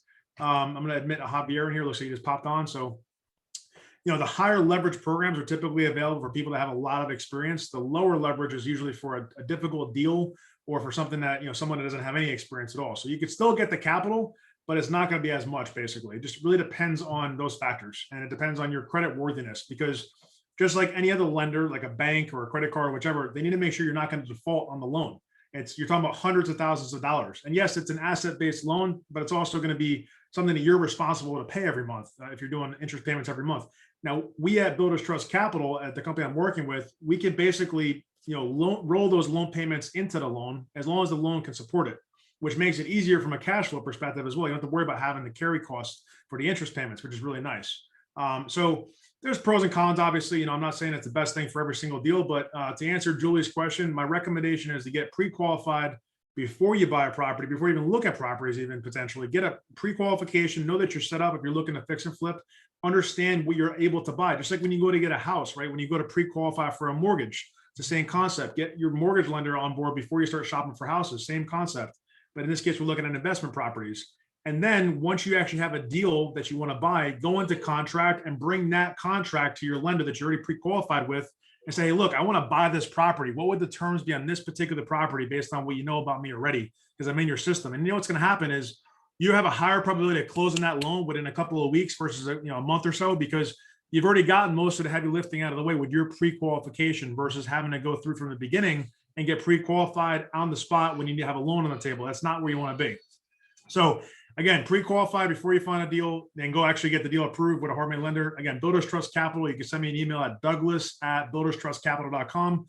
I don't have my phone number memorized yet, but you can hit me up on email and basically take it from there. If you have any questions, anyone, Julie or anyone else, she's on Facebook, so I don't see your response just yet because I'm not looking at it, but I'll check it out in a little bit.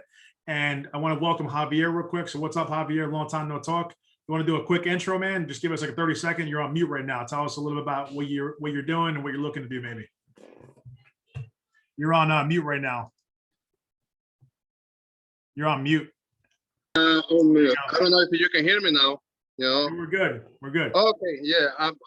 I was working and I forgot everything about it, so I started running and I have to download all the things for signing in. That's okay. Yeah. But I promise I'll be on time next time. It's okay, man. No, we're not holding it against you. We appreciate you being here. Tell everybody a little bit about your background, high level. And my dad said, you're flipping cars and stuff, and you've worked on cars for a while. You know the automotive stuff really good. And now what are you looking to do? Yeah. So it's going step by step. I got my long career in mechanic. And a couple months ago, with many other reasons, I lost my job and I started focus more in dealership. So I buy used cars, fixing and selling, all that I do at home. That's awesome, man. Good for you. Yeah. So you're looking to learn more about the flipping the houses, right? Yeah. So I try to go to the next step, like I say, I have a success in the business for the car because it seems that it's a field that I know, and I know everything about cars and sell and how you buy the cars. I deal with the auction, with the DMV paperwork, all the stuff, all the secrets and feeds and stuff that people don't know that I little by little collect it over the time, And Good. so right now I need to focus on something else, And your father told me about it, and I was always thinking about it, but. Yeah, I'm going to start trying to get more information about it, if you don't mind. yeah, of course, not absolutely, man. That's why we do these events. We appreciate you being here, man. We're gonna pop back into the presentation. So I just wanted to have you say hello. Appreciate you being here, and Thank you. feel free to stay on mute or come off of mute if you have a question. But you could also use the chat box. I think you're on your phone. You have the little chat box. You could use that for a question as well. And we're gonna go back to screen share, everybody. So appreciate Javier and thank you, Julie, and everyone else for the questions. We're gonna pop back in. So we were talking about realtors and we're talking about sourcing deals. A lot of people, and I just saw another investor talk about this, that people move away from for some reason. They think that realtors are like not the best option because everyone's competing for deals. it's not like you're just going to pick a deal off the shelf, right? Whether you're talking to sellers or realtors or wholesalers, you're still going to have to do some work. I hate to say it, to find a good deal. Just like Javier, for example, he's doing cars. He's got to be selective about which kind of car he's going to buy. He has to do probably a walkthrough, inspection of the car to make sure he knows what to fix.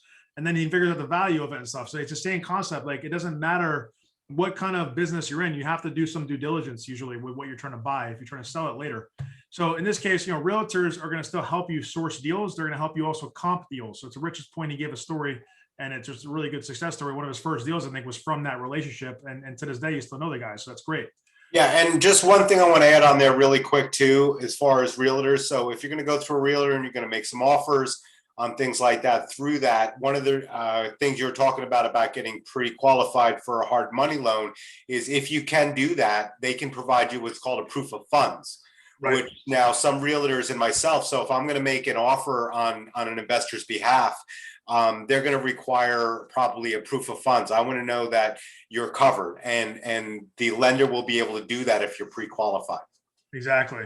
Yeah, they want to see like that you have some level of commitment to be able to close. Just like when you go and make an offer on a regular house, I'm pretty sure probably, if not everybody, a lot of you here have at least looked at housing to buy, or look at renting. Like when you go to rent the property, you have to do an application. When you go to buy a property, you have to get a mortgage typically, unless you're buying it cash. So there's always going to be some level of a qualification process. And what we're saying is, with hard money loans, it's basically you're going to get qualified for a hard money loan, get that POF, proof of funds, like Rich just said.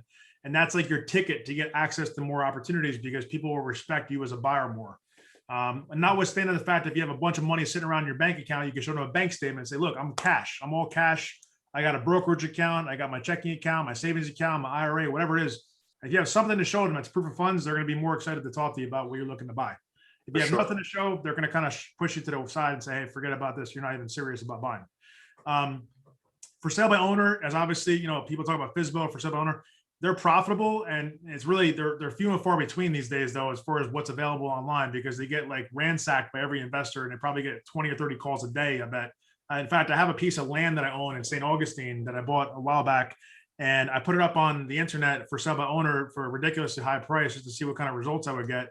And I had like 50 calls in the first day, and I don't know who was real and who wasn't, but I had a feeling that most of them were just trying to basically wholesale it, because I could read between the lines a little bit.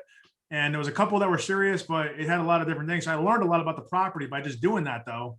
But the point is, if you're trying to buy property off for sub owner, you're going to get you're going to be one of many people trying to do the same thing. So you got to find kind of off market, ideally, if you're trying to do FSBO. Right. And, also too, Doug, just going back to the realtor thing one more time, there are realtors out there that are fairly well established and have connections to off market properties and things. Our four properties that we're renovating now in Bergen County, we got from a realtor. Yep. So some of these realtors do have that kind of access and stuff. So exactly. They're in the know, as they say, right? Yeah. And again, going to the FSBO here, if you are going to talk to for sale by owners or motivated sellers, one thing you have to become very good at is your phone skills and negotiation skills. And hopefully, Doug, you can delve into that a little bit, because that's really key to finding deals and getting them under contract. Yeah, let me get through this slide. Sure. Let me see. I might have a slide for that. If I don't, I'll kind of give an ad hoc comment on that. But to Rich's point, you got to know how to speak on the phone, and that gets into really the sort of exit from deal analysis becomes negotiation. So remember, we talked about finding opportunities like through like lead gen and marketing, like we're talking about here.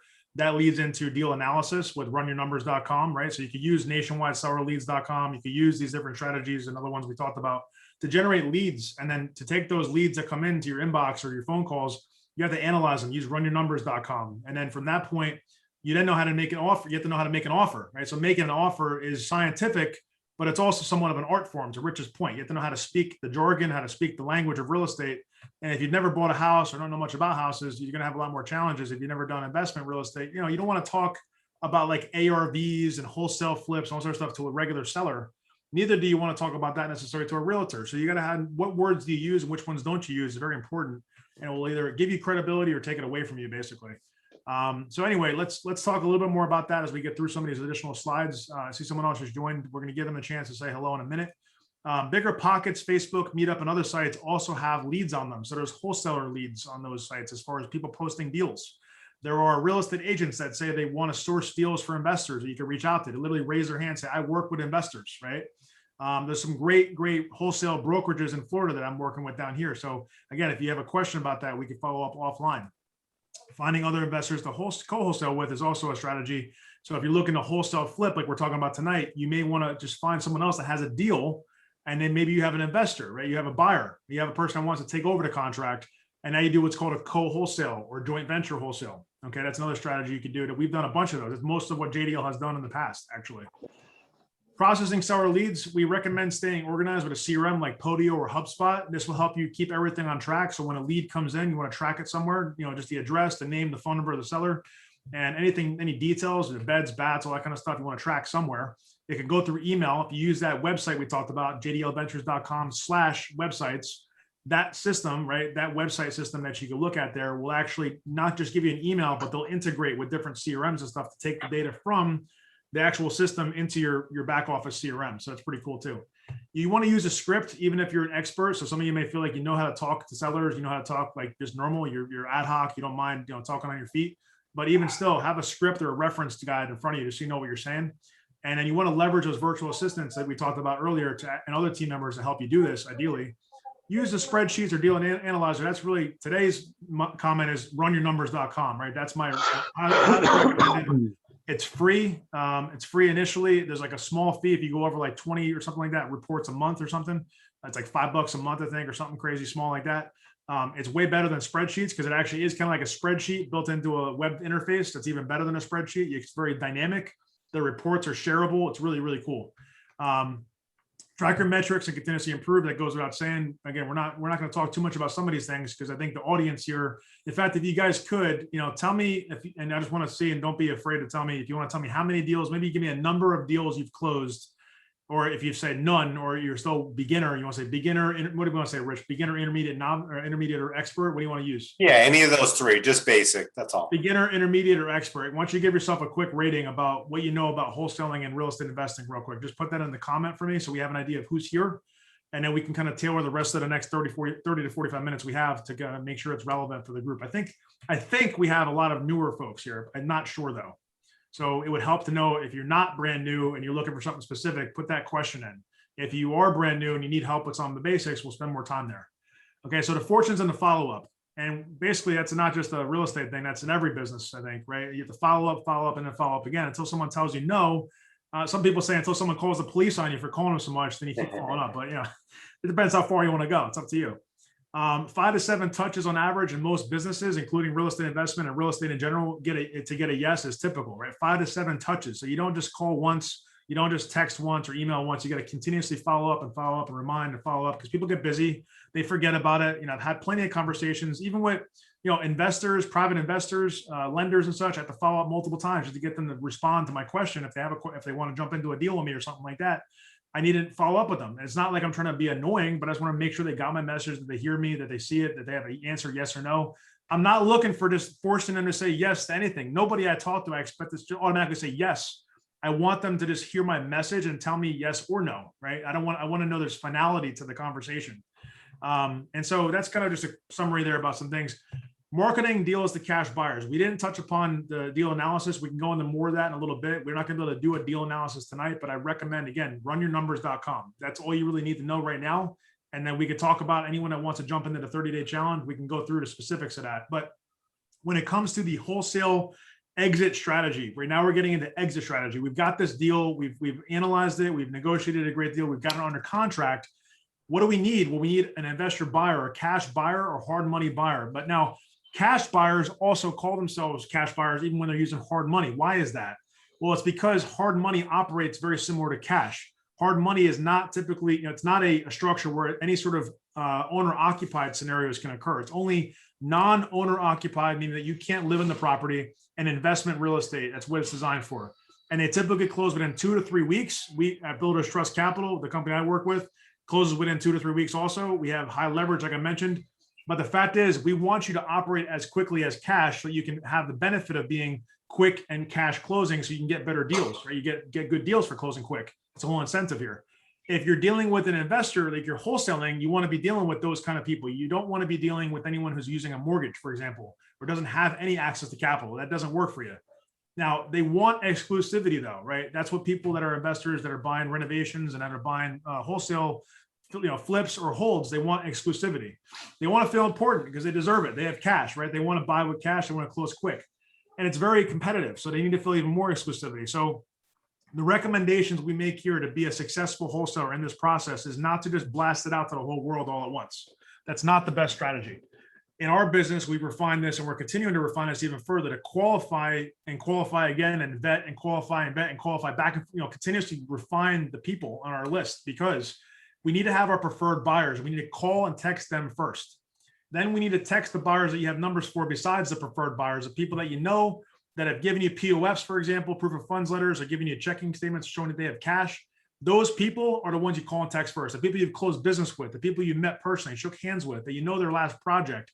You ask them to show you the last 2 houses that they renovated and what the deal was. Tell me a story about your last 2 projects. It's a great line to use to kind of qualify a buyer. If they can't tell you a story, then they're probably not a good buyer for you right now if you're looking for somebody that can move quick. But after you go through that preferred list, maybe it's 2, maybe it's 200, maybe it's 2,000, I don't know. Then you text the people that you have numbers for, because that text has like 95+% deliverability to get to the person's phone. Unlike email, which has like a 10 or 20% sometimes, depending on what you're sending, especially if it's marketing, open rate, right? Which means that they're not gonna even see your email most of the time. So we like to call, then text, and then finally, I think we go into email, right? Email preferred buyers, because they should have already heard from us on the phone.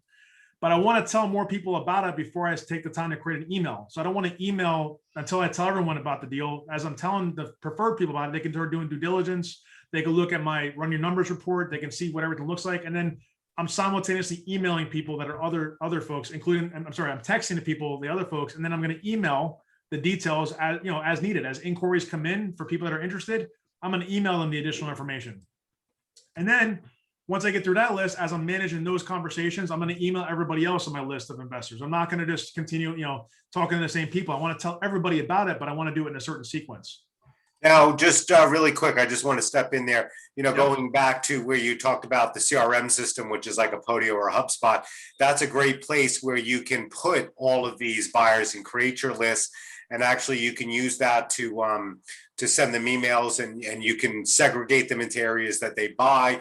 You can do all kinds of things. So when you're first starting out and you're starting to get these lists, whether they're preferred buyer or not a preferred buyer, you can store them all in that CRM system, and you can manage them there much easier than you can if you just have it on some kind of Google spreadsheet. Exactly. Yeah. I mean, Rich, very, very good point. So the nice thing with Podio and HubSpot and most like CRMs is they're built for like contact management. So they have built-in capacity to handle that. Now, someone that's not tech savvy might be intimidated by that. So to those folks, if you're just doing pen and paper, start that way. Whatever you could start with, do it, but get yourself to a place, to Rich's point, where you have a CRM. That's a recommendation, but you might need someone to help you do that. So, the nice thing about HubSpot, not only is it free, but they're also the paid version. You get like a support team. I just talked to the guy today, actually, which I want to catch up with Rich on tomorrow, about maybe the next step for HubSpot, how to make it even better for our company. We use HubSpot now, and it helps us kind of figure out who's who and what's what. And as we add more people into HubSpot, we want to basically evolve the use of the tool, and we need to make sure that our team is using it to its fullest capacity. Whereas like, pen and paper is just pen and paper. So it's kind of basic. You rip it up, you throw it out. The next best thing would be spreadsheets probably, or some list on a Word document. But again, it's not very fancy, not very, intelligent. These CRM systems, sometimes, like I have a friend of mine who's a neighbor here who's in the brokerage business. And he told me that his CRM, he has like 16,000 contacts in his CRM for retail buyers that have expressed interest over the years. Right. And then they may not be buying now, but he has them in his thing to let them know about it, tell their friends about it, et cetera. And he said that he can put in a tool. He has some tool he uses where he presses a button and it says, out of these 16,000 people, here's a 43 that are most likely to buy this house based on all these different criteria. So that's pretty cool. So that's like artificial intelligence. That's a tool that we need at JDL, which I don't know what it's called, but I'm going to find out. He said it's like $20 a month too. So it's crazy. But anyway, that's where you want to get to, where you just don't have to think about who to call. Just boom, click a button. These are people that are most likely to buy. Kind of like how Amazon does it. You're most likely to buy this other thing that you don't really need, but you probably like because you bought other stuff like it. So anyway, you want to then move, once you go through that list of those, preferred, and then you email and so on and so forth, then you could consider posting on your website if you have the deal directly, or if you have the permission of the other wholesaler that you're working with. Very important, because you don't want to violate any sort of agreement that you have with them. You don't want to offend them or piss them off, pardon my French, but you don't want to also lose a relationship for doing something that's out of line that you didn't agree to do in the beginning. So if you're not sure about it, don't do it. I recommend anyone that's doing co-wholesale to stay direct in touch with your investor buyers. Don't go out to the whole world and start promoting all across the internet, hoping and praying that someone's going to find it and they're going to call you instead of calling the other guy or gal. It's not the best strategy. Trust me, it's not. Don't do that. Be professional, right? PSA, like, be a professional wholesaler. Don't be like I don't want to use any negative words here, but take some time to show that you really care, right? But also treat people with respect, and treat the other wholesaler you're working with. If you're doing a JV co-wholesale, treat them with respect as well. Earn your fee. Very important words, right? Don't just expect it. And if you have a solid deal, here's a plug for us, right? We're willing to look at it and buy it, as far as either helping you bring an investor and buying it from you as like an option to buy, or potentially taking it down as Douglas Street Development. And I'm also going to start vetting out deals for hard money and helping wholesalers, including my own company, pre-qualify deals with the hard money mentality and mindset and get them ready to go, so that we can just send it out with hard money built into it and show the profitability. So someone doesn't have to worry about all the money. They just worry about the little bit that's remaining, what we call the gap fund, which is the money for the down payment, the carry costs, and any other incidentals and closing costs and such. So it's a lot different than having to bring up like a couple $100,000 of closing. So I'm going to pause there for a second, because we got a couple more slides here. You guys have been very attentive, I think, right? You're all pretty much on mute. Sebastian, you want to say hello real quick and introduce yourself to the group? And anyone else that wants to ask a question, feel free to do so. I'm also going to check on Facebook, and then we're going to jump back into it. And if nobody jumps off the mute, that's fine. I just want to make sure you have a chance to say hello. If you have any questions, again, pop them into the comments. It looks like we had a couple folks that are like brand new, and one person I think that was medium. They said they were like just kind of intermediate. So we'll kind of keep it the way it is now. If there's any, if you guys feel like we're going too fast, we don't have enough detail, let me know that as well. I try to go fast because I want to jam a lot of content into these conversations, but I also don't want to confuse you. The intention is to be able to give you as much value as we can. You can always go back and watch the video on our Facebook page. Yep. You could always go back and actually reach out to us, and don't forget about the 30-day deal challenge. It's $100 starting on Monday. Coincidentally, it's not on purpose, just happened to be the case. Our last deal challenge started on May 24th, and it's about to wrap up in about a week and a half. But ultimately, we're here to help you, and it's something that we enjoy doing. So, importance of networking. Again, this is kind of like a basic slide, but very important. Number one, best use of your limited time. We recommend every single real estate investment meeting you can get to, virtual or in person. It's a write-off if there's a fee. This one does not have a fee, so sorry, I can't help you save any money on your taxes today. But you can gather business cards. You can add those people to your buyers list, basically your contact list, because your contacts could be a buyer, it could be an investor, it could be a lender, it could be somebody else, a contractor, whatever.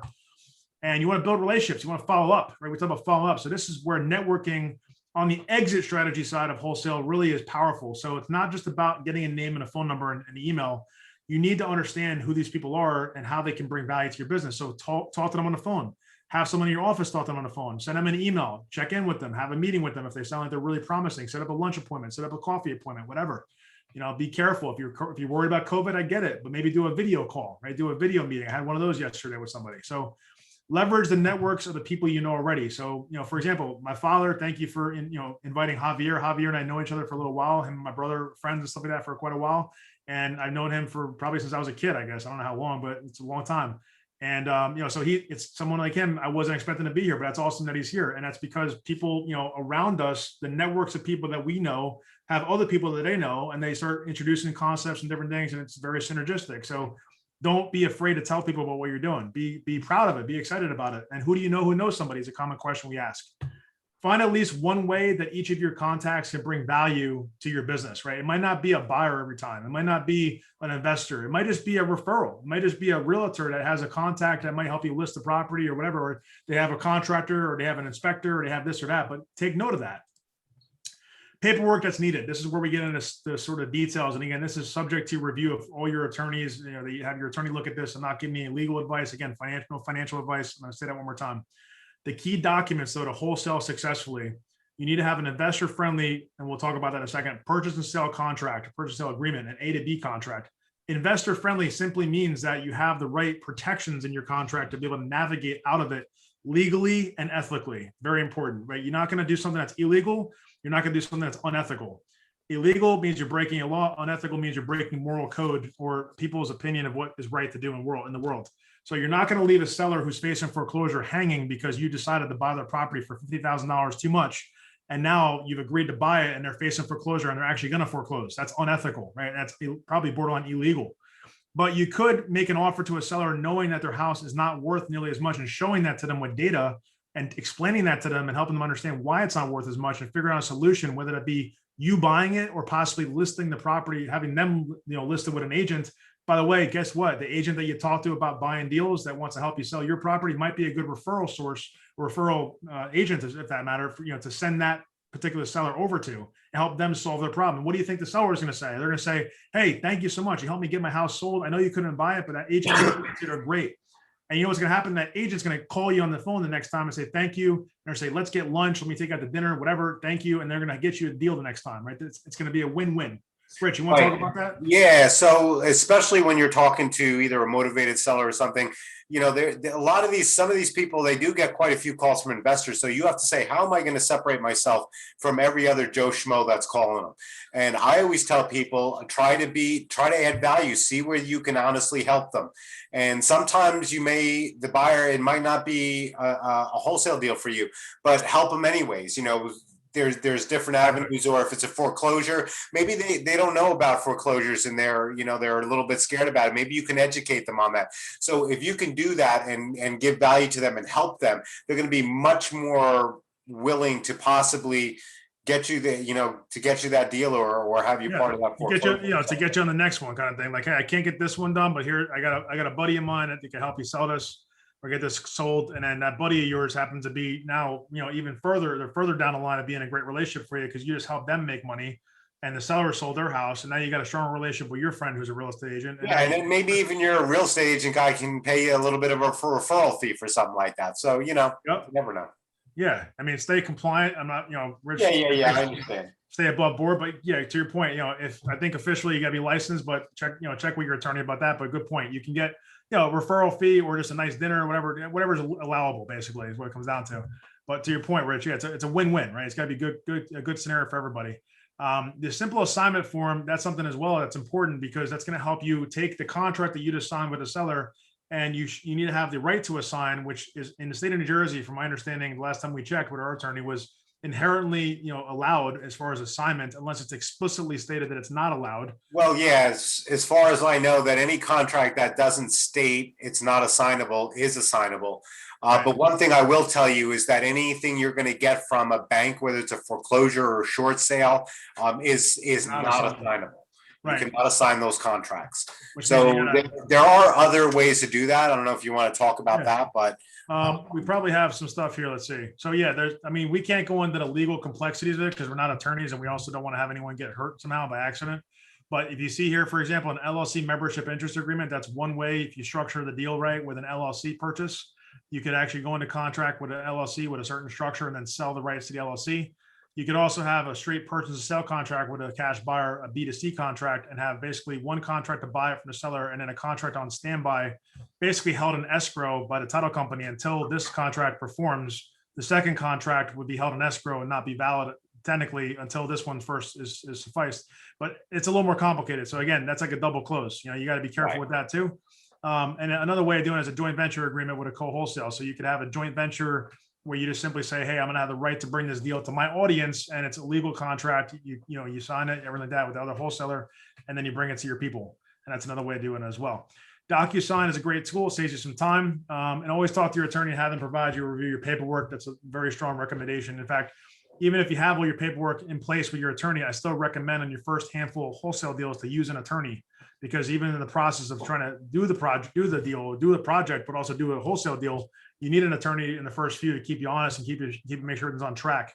You're not going to mess anything up there. So now we get to the fun stuff, right? So I'm going to go a little bit faster. So if you kind of been like humming for a little bit and you kind of been zoning out on me because I'm just blabbing here, now's the time to really focus in. This is like the sort of, the major part of the presentation where you're going to start getting the things that will make a difference for you and make you successful versus just kind of spinning your wheels in wholesaling and really real estate in general. Systems and technology, right? So we talk about getting set up. Uh-oh. That's what happened there. I lost my screen. Can you guys still see that? Yeah, you're on. All right. I don't know where, let me see here. Can't seem to get my, my slide full screen anymore, but is that good enough? Can you still see it okay? Yeah, it's fine. All right, cool. Getting set up. So you're at the domain names at GoDaddy.com. It's a very common website. I mean, you probably have heard of it or seen their Super Bowl commercials. So GoDaddy.com, super cheap to set up your domains. Your websites, jdlventures.com/websites. Remember that thing we told you, you're literally going to get the same kind of sites that we have in our business out of the box. It's like about $100 a month, I think, that they charge, and there's some discounts available, I believe. So check out that site as well, jdlventures.com/websites. Email and document management, we use Google Apps for everything. At Builders Trust, we use a different system, but with JDL, we use Google Apps. And that's really good for like, email, like Gmail, and also document management through Google Drive. Phone, you can get a free version through Google Voice. You can do a paid version. We use Ring Central. So that's a really good tool, inexpensive, but also, very powerful. Cheap graphic design, you can use Fiverr.com. They also have a number of other things on Fiverr that you can get from Fiverr.com. It's, the reason they call it Fiverr, it's kind of like the entry level, jobs, if you would, are $5 for one thing. So it's like mini projects to get something done, including the logo that we have for JDL Ventures was $5 when I got it done about 7.5 years ago. So fun fact on JDL's logo. Yeah. The other logos like this one, I got to give kudos to a lady named Alita who did this for us. She did a really good job. She's a graphic designer, and also Douglas Shade Development she did. So she did a really nice job with those, but we probably are overdue for our JDL logo to get a facelift, but nonetheless, I digress. Business cards, staples.com or Vistaprint. I like Staples because I can physically go pick them up. Vistaprint comes in the mail if there's a problem. The only thing with that is you're gonna, what are you gonna do? You're send them back to Vistaprint. I don't know if they even have a return policy or anything like that, but Staples, you can physically go to the actual place. And so that's my favorite place to go, Staples.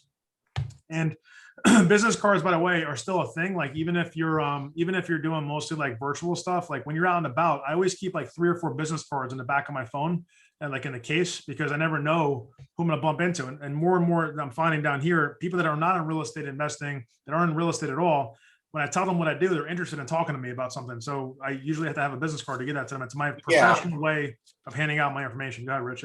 Yeah, and basically, again, it comes to networking again, because you never know when that deal where you might get a deal, or maybe you'll find an investor who's looking to buy a property and wherever, and then maybe you see a wholesale deal and you can connect the two. So you never know. So the more you get out there, everybody you see, tell them what you do, give them a card. That's what they tell you, especially as a realtor too, is give everybody 2 cards so they can give one to somebody else. Exactly. But yeah, get it out there. So perfect. And it says direct mail leads, and it really is not just direct mail, but any kind of leads as far as seller leads. And this is not qualified seller leads, but you can create different lists with this tool. Nationwide seller leads will take you to a tool. You have a 7-day free trial. And basically after that, I think it's like $100 a month to have access to it. It's a tremendous database. They have a mobile app available, all kinds of cool stuff. So check that out even tonight if you want. Free leads are available without having to pay anything through Zillow.com, Fizbo, Craigslist, but free comes at a cost in terms of time and effort and whatnot. So be mindful of that. But Zillow, you can go and find real estate agents as well. We use that a lot. And realtor.com, same thing. Online networking, you got biggerpockets.com. That site alone will save you a lot of headaches as far as basic education and connection as well. Meetup.com, you're going to find other events like ours here. And Facebook, there's so many real estate investment groups on Facebook, like pretty much any city or any major area. You can look up, Sarasota, for example, where I live, Sarasota Real Estate Investment Group or Sarasota Real Estate, and then you'll find like 15 of them usually. Yeah, I'm a member of 18 real estate investment groups in just New Jersey. There you go. Exactly. It's crazy. It's like so many. So if you need to find community, there you go. That's a great way to connect to people, to build out a list, all kinds of stuff.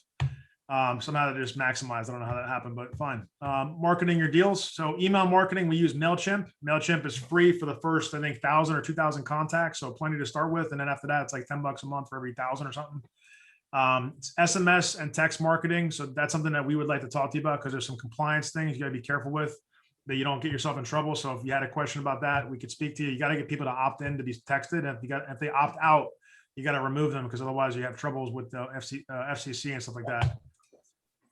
Business management and scaling, lead management, collaboration. Podio, I've got to add HubSpot in here on this slide, but that's Podio to start, is free. HubSpot is also free. Podio is a little more flexible, but it's also a little bit more clunky in my opinion than HubSpot. Yeah. HubSpot has its challenges too, but HubSpot's kind of more out of the box, like ready to go with lead management and deal flow. So I like that better right now, but there's other tools out there. There's plenty of other ones you can check out. If you do use Podio, they have a thing called GlobiFlow, which we've used in the past, which kind of automates a lot of the process in terms of when certain things happen. It's called workflow automation. My background before real estate was technology and process at large pharma. So I worked at Johnson & Johnson for almost 10 years. And I was about 3 of those years working in process excellence and also business intelligence. And so we were looking at what's called continuous process improvement and like process engineering, all kinds of different stuff, Lean Six Sigma, all these fancy jargon for corporate stuff. But anyway, that all basically boiled down to like automation and workflow management and process management and figuring out how to improve the process to speed up things and get rid of bottlenecks and remove waste and all that kind of stuff. So these things will kind of help you do that in your business process, technically speaking. Integrations, this is super powerful. Zapier, I don't know the cost of it, but I just know that it does a lot of things as far as connecting systems that are otherwise not connected. So like MailChimp doesn't naturally connect into Podio unless you connect it with Zapier certain ways. HubSpot, same thing with certain tools. It doesn't always connect precisely the way you want to. You could take like websites, certain websites have what's called APIs, and they can connect through Zapier to connect where this one thing needs to talk the same language as the other thing. And it does a really good job. So it might be over your head or not necessary right now, but just know that it's there. Video documentation is super important for training your team. Even if it's a VA, just one person, use Loom. If you go to jdladventures.com/Loom, that will get you like a free thing of Loom. I think it's free actually all the time, but I think they give you perks when you refer people. So if you refer other people, you get like extra time using it and other features. And actually, I think we're on the paid version right now, but I don't know how much it costs. I forget. Virtual assistants, we talked about Upwork and outsourcing. So that's going to get you, mostly offshore talent, people all across the world. If you look on my Facebook, I don't know if I posted it recently, but I think I was intending on reposting it.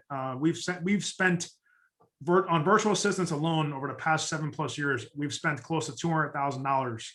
So if you wonder, I'm not saying this to sound arrogant. I don't want to sound cocky or arrogant, but if you wonder if we're in the business and if we're actually, doing stuff, and you wonder who would ever spend multiple 6 figures on just virtual team members to build a business. If you don't know if we're in the business, that should say enough right there. And it's verifiable if you go on Upwork. But you know what's even crazier is the average cost per hour was $4.35, I think. So, and that's not like we're like ripping people off or we're breaking laws. Like that's because it's the power of economies of scale, right? So like people in other countries, in the Philippines and Bangladesh and India and other places and other parts of Europe and stuff and South America, that's actually like above minimum wage in some cases for them, and what we call minimum wage. Yeah, and you sometimes you would think that, okay, for $4 an hour, I'm going to get, crap. But no, there are actually some very good VAs. We have a couple that we've had, I think Carl, who's been there way longer than I have. I think you and also Mo, they're so good at what they do. And they're from a different country. So don't think that $4 an hour, you can't get yourself a good VA, because you can. Absolutely. I mean, I can't go into all the details, but I'll tell you that there is at least one VA, and I don't want the other VAs to get jealous from like that, but there's one VA in one of our businesses that makes equivalent to what's probably in the US $50 an hour in her country, right? And the reason for that though is because she literally is responsible for a good portion of what the business does, and is interfacing with clients and is talking perfectly. Like she's fluent in English, she's extremely intelligent, and she's very good at what she does. But she doesn't get paid $4 an hour. She gets paid like $15 an hour. But to her, that's like, that's like $100,000 salary in her country, basically. So she's doing well.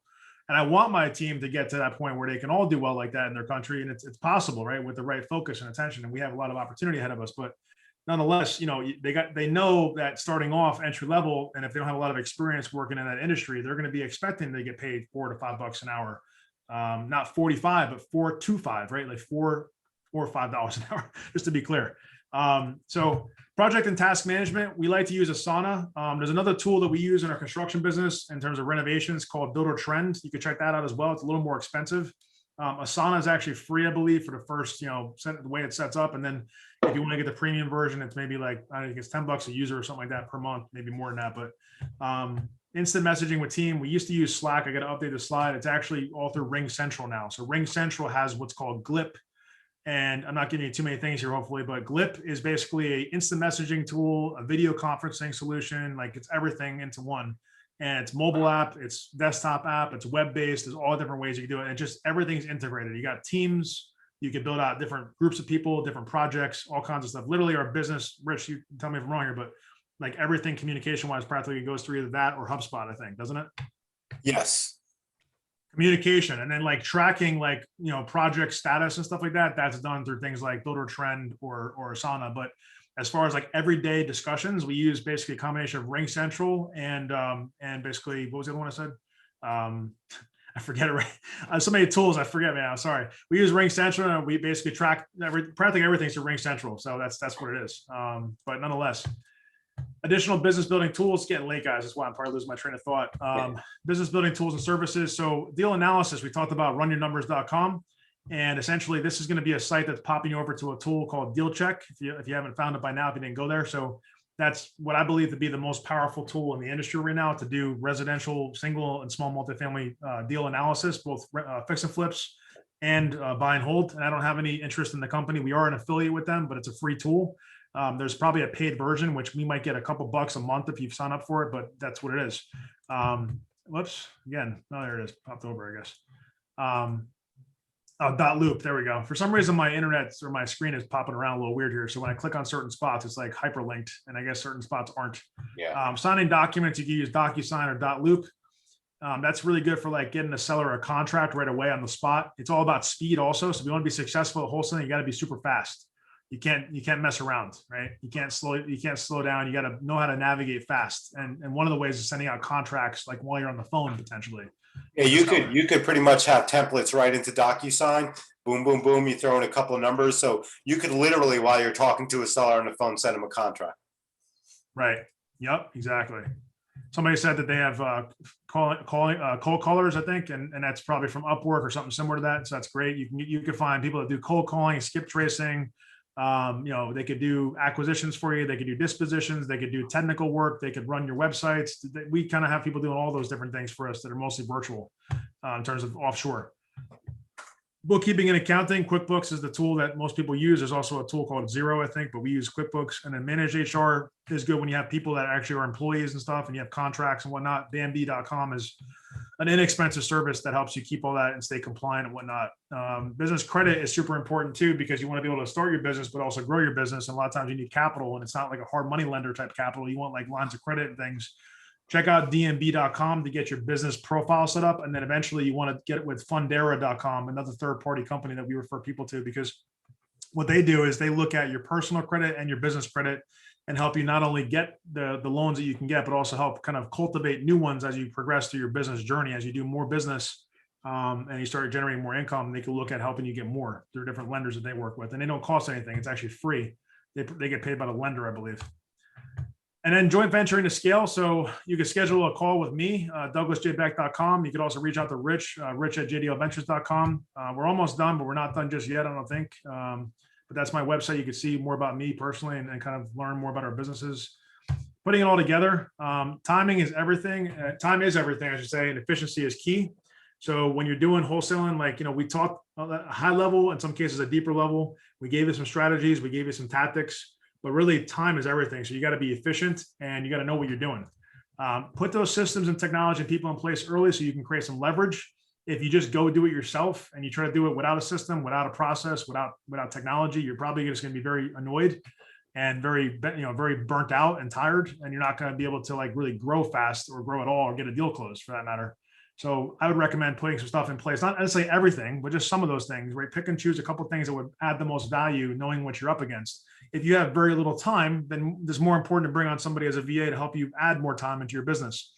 If you have very little money, well, maybe you got to focus on, closing a deal faster. So now, instead of doing a wholesale deal from the beginning, you go and find a wholesaler that has a deal and you find an investor that wants to buy it. And you just put yourself in the middle. And that's basically the equivalent of co-wholesale.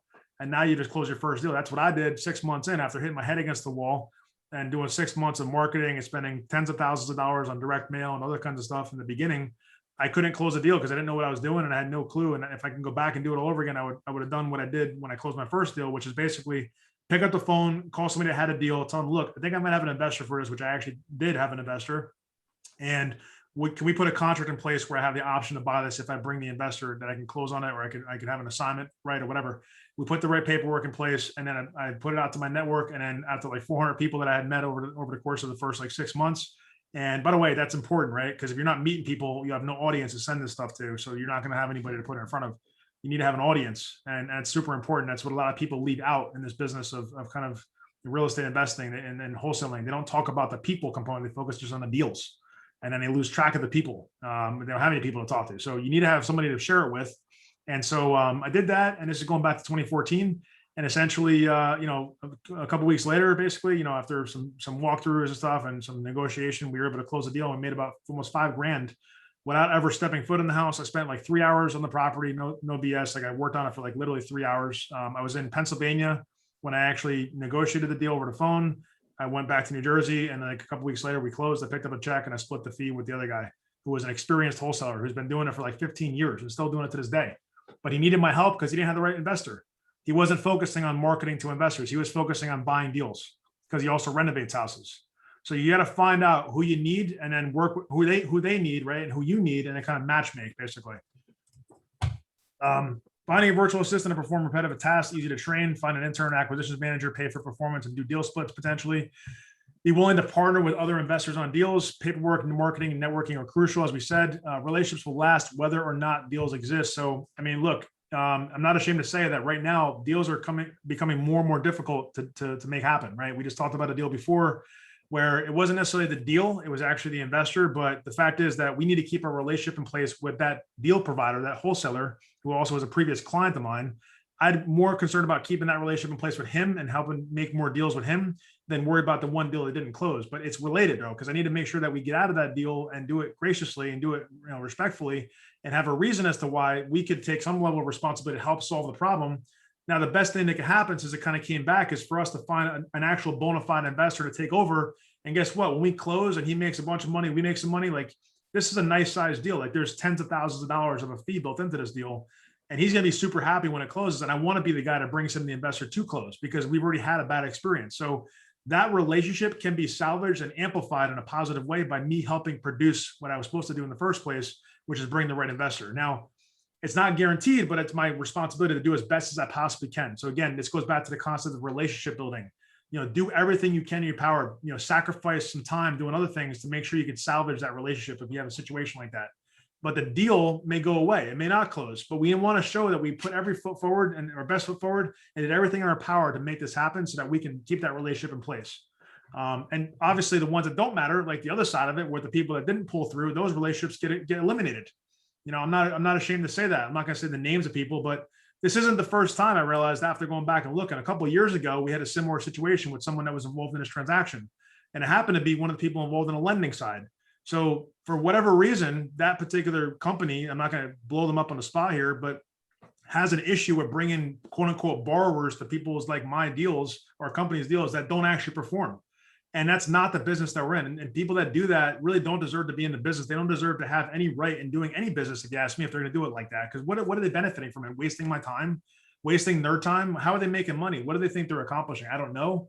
But it's very frustrating. So I hate to vent out here, but I'm just telling you guys and gals, there's not like all good people in this business, just so you understand. There's a lot of really shady cats, a lot of people that don't do the right thing, a lot of people to watch out for. Just be very careful, but also know what you need to know. And if you don't know what you need to know, find out what that is. And that's where, again, we can kind of help you with that navigation.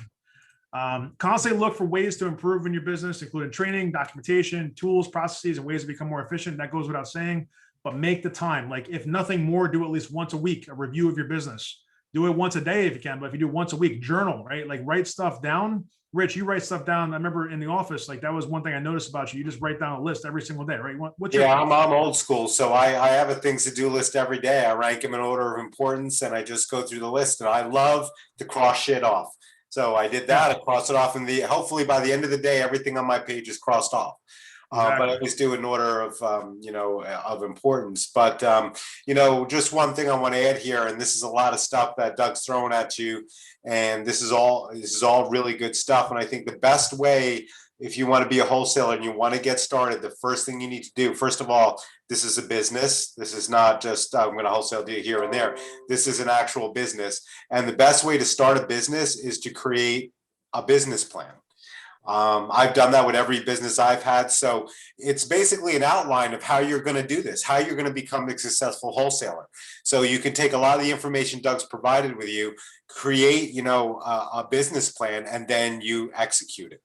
And that's, I think, the best way to get started, is to be able to write that down, to know exactly where your direction is, what you need to do first and second and third, and, you know, and how you're going to build this business and then execute it. Exactly. Yeah, man. So, you know, I think that right now I'd like to open up for some questions. I know we've been talking a lot, and there's been hopefully people listening and taking down some notes. Is there any questions that we have? If you want to come off a mute, you click on the button on the bottom left to ask any questions. I have a couple more things I want to mention, but nothing that's super, super important. I just want to make sure we round it out with some questions and clarifications. Anyone that has, you know, an issue that they're facing, if they want to bring it to the group, or they want to ask us here on the spot, or you want to take it offline, we can do that as well. I got a quick question people might want to know. So if you are, you know, you're going to be wholesaling and you're going to get things under contract, you know, how is the best way to do that? Are you going to be signing that under your name, under an LLC? How does that usually work for a wholesaler or a flipper? Sorry, Rich, you said if you're looking to go into contract, say that one more time. Right. If we're looking, so I've got somebody that accepted my offer and I'm going to go under contract with this person. Am I going to go under contract as me personally? Am I going to go under contract as my name, or am I going to create a separate LLC? How does that work? Yeah, for sure. So again, this is just our recommendation from experience, but we don't recommend that you go into your personal name. We recommend that you have at least one entity, one LLC, or some other structure that you form. It's very simple to set up an LLC on New Jersey's website online, or whatever state you might live in. You should probably be able to find something online to do that. And it doesn't cost a lot of money to do it, and it gives you some level of protection. And you enter into the contract with that LLC, and essentially that's going to allow you to protect yourself, you know, personally, but also if you have to do an LLC sale, right? Rich had to go through this on one deal, I think, way back, Yes. where we couldn't do it the way we thought initially because of whatever, I forget the deal structure, but we just couldn't do it. He had to actually sell the LLC to the other buyer so that he can close the deal. And that worked out fine. Then what he did is he created another LLC, or if you need to, you create another one, right? So you just recycle them, or you create new ones. And that's, you know, basically some people are okay with that. Some buyers don't want to buy LLCs, just to be honest with you guys, because there's some tax issues with that, I guess. And some things with like bulk sale and all the different kinds of stuff in New Jersey, at least. I don't know how it is in every state, but you know, your safest bet from a contracting perspective. And again, check with your attorney on this. I'm not giving you this legal advice officially. It's just my experience has shown, don't go into a contract personally, right? Not a real estate contract, unless you're looking to live in the house. Because also your funding is typically for non-owner occupied. So if you have to close on this property, and if you have to bring in capital, hard money lenders won't fund the deal if you have to take title in your personal name. We at Builders Trust Capital, for example, would only fund the deal if it's in an LLC that's being taken title. So if you had a contract in your personal name, then you could navigate through this. If the contract was assignable, then you could theoretically assign it from your personal name to your LLC. But that's just another step to take, and that's not really the best because you still have liability now personally. So that's not really advisable. It's better to have an LLC, just period, point blank, and that's it. And just create one and keep it on the shelf for when you need it to basically go into contracts. And then until you actually do something with it, it's not really that important. It just protects you. Yep. Any other questions from the group? I know it's like 9:15. We're a little bit past. So reminder that, again, we have our upcoming on Monday, we're starting our 30-day close the deal challenge again. So we have one right now. I'm not, actually, what I'm going to do is, if it's okay, and I hope that, I don't think they'll mind, but I'm not going to go show anything that's private. I'm just going to show you guys an example if I can get there. Moment. So while you're looking, somebody asked where you can get the recording of this. If you just send me an email at rich@jdlventures.com and say, can you get me a recording of the webinar? I will get it for you and send it out to you the next day. Yep. Okay. Perfect. So just to kind of give you guys like a quick run through in case you want to see what the 30-day close the deal challenge kind of looks like. We're on Facebook right now. So everybody probably has Facebook. If you don't have Facebook, no sweat. You can get a Facebook account for free. You don't have to use it for anything besides this purpose. If that's you, I would say most people have a Facebook anyways, even my dad, he's right there. And so hopefully he doesn't mind me saying it like that, but that's the reality, right? Everyone these days has it. It's pretty much inevitable. Now you're going to have a private group right now. In this group, we have 22 members. Basically what it looks like is something like this. We essentially have what's called guides. So these guides, week 1, we have videos here. We have content. They're each about 5 to 10 minutes long. Typically week 2, we go through some stuff here. That's actually week 1, but this is like the preface to week 1. Week 2 or week 1 and a week 2 and so on and so forth. Every guide is kind of like a week essentially. And we go through and we give content and then we talk about that content. And in the group, there's various discussions. So I'm just going to kind of skim through here. You have people posting videos, you have different posts, and then people sharing their websites, people sharing stories, getting under contract. This is all private, right? This is all groups, and this is comments. There's a lot of activity here. This is not a stagnant group. This is not some place that people are posting deals and saying, hey, you want to buy this thing? Hey, this and that. You can see a lot of different people's faces. Why is that? Because those people's faces represent the fact that they're holding themselves accountable. If you haven't gotten to where you want to go, it's because you probably haven't held yourself accountable to do what you have to do. So stop messing around and start doing something about it. And it may not be our group, but do something else about it, right? Whether it's a 30-day challenge or if it's some other group. The way you get enrolled is, again, go to flipmoredeals.com. Okay, simple as this. Can you guys still see my screen? I think you can. Yep. And you literally click on 30-day close the deal challenge on the top. It's super simple. This is a little video of me talking. I'm happy to be wearing in the same room with the same shirt. That wasn't today. That was a different day. But either way, there's a little video if you want to learn more about it there. And then you go down here to sign up now and ask you a couple questions. You complete a little form. You click on submit your application. And then what you're going to see is basically a PayPal form. We take PayPal and also debit or credit card through the website. We're not taking your information directly. It's $100. It's a one-time payment. There's no renewal required. There will be an offer to do something with us at the end of it. That's logical, but you don't have to take us up on the offer. There's no pressure to do it. Historically, we've only done mentorship in either a group format where it's hundreds of dollars a month or thousands of dollars a month, and or one-on-ones where it's been thousands or over $10,000 to do one-on-one mentorship. And some of those programs still exist today, but I don't have a lot of clients with those programs. Number one, because I'm very busy and Rich is very busy. And number two, because a lot of people don't have the capital right now to put out for something like that. So what we found is that, this is a great way to get involved in something that's going to educate you and kind of close some of the gaps and prepare you to do deals. And hopefully if you have enough ambition and focus, you actually close a deal either at the end of the 30 days or within the 30 days. But realistically, this full disclosure here, it's unlikely that you come in with no experience that you can close a deal like within 30 days. It's going to be 30 days to get yourself prepared to close a deal, really. So if we were to call it really what it is for preparation to close. You can get under contract, you can get, in the process of closing, but it's very difficult. I'm telling you guys. Rich, tell me if I'm wrong here. No, you definitely are. But I'm going to tell you that the content that we provided with this first 30 group, because I don't know if you guys know, but I started as a student of Doug's a couple of years ago, and I paid way more than $100. Yep. And believe me, it was totally worth it because I closed a couple of deals with you, and I ended up making a lot more money. But besides the fact, for $100, crap, you're getting a lot of stuff, and we'll help you through. We'll answer a lot of the questions. We deep dive more into the deal analysis part of it. We just only scratch the surface of certain things, so we dive a lot more deeper into that stuff. And it's a great way to get your feet wet off the ground, and again, to network and get all the information you need to go out and do it. And we like to hold you accountable, and we'll call you out if you're not responding or I don't see videos of you on there. I'm going to call you out and say, hey man, come on, let's go. Let's get out there and exactly. do that. So cool. So anyone that has any final questions, feel free to bring it up. If anybody signs up tonight for the challenge, what I'm going to offer is a half an hour one-on-one consultation with you. That's not typical. You could do a 15-minute conversation, but I'm going to be very generic in a 15-minute call with you. I'm going to ask you some basic questions. The 30 minutes could be more of a deeper dive, right? So if you sign up tonight with the 30-day challenge, we have it coming up on Monday. It's $100. It should be a no-brainer if you're actually serious about this and taking it to the next level. I'll do a 30-minute consultation. We'll go through every single aspect of what you have on the table, what you've already done, what you're looking to do, what you haven't been able to figure out yet. What are the obstacles? Is it practical stuff? Is it your mental capacity of what you know about the business or what you're afraid of doing, your mindset shifts? What is it? And then we make it relevant for you. So I'm going to call you out specifically. We're going to have my personal cell phone, Rich's information. You can make it, as close as home as possible. It's going to be as if you're getting mentorship, but we're going to use the group as our platform because that's going to give you the accountability you need for not just yourself, but also in the group sense. And to get other people besides just us rooting for you. But anybody who signs up tonight, I know it's 9:20, but it takes 5 seconds to sign up.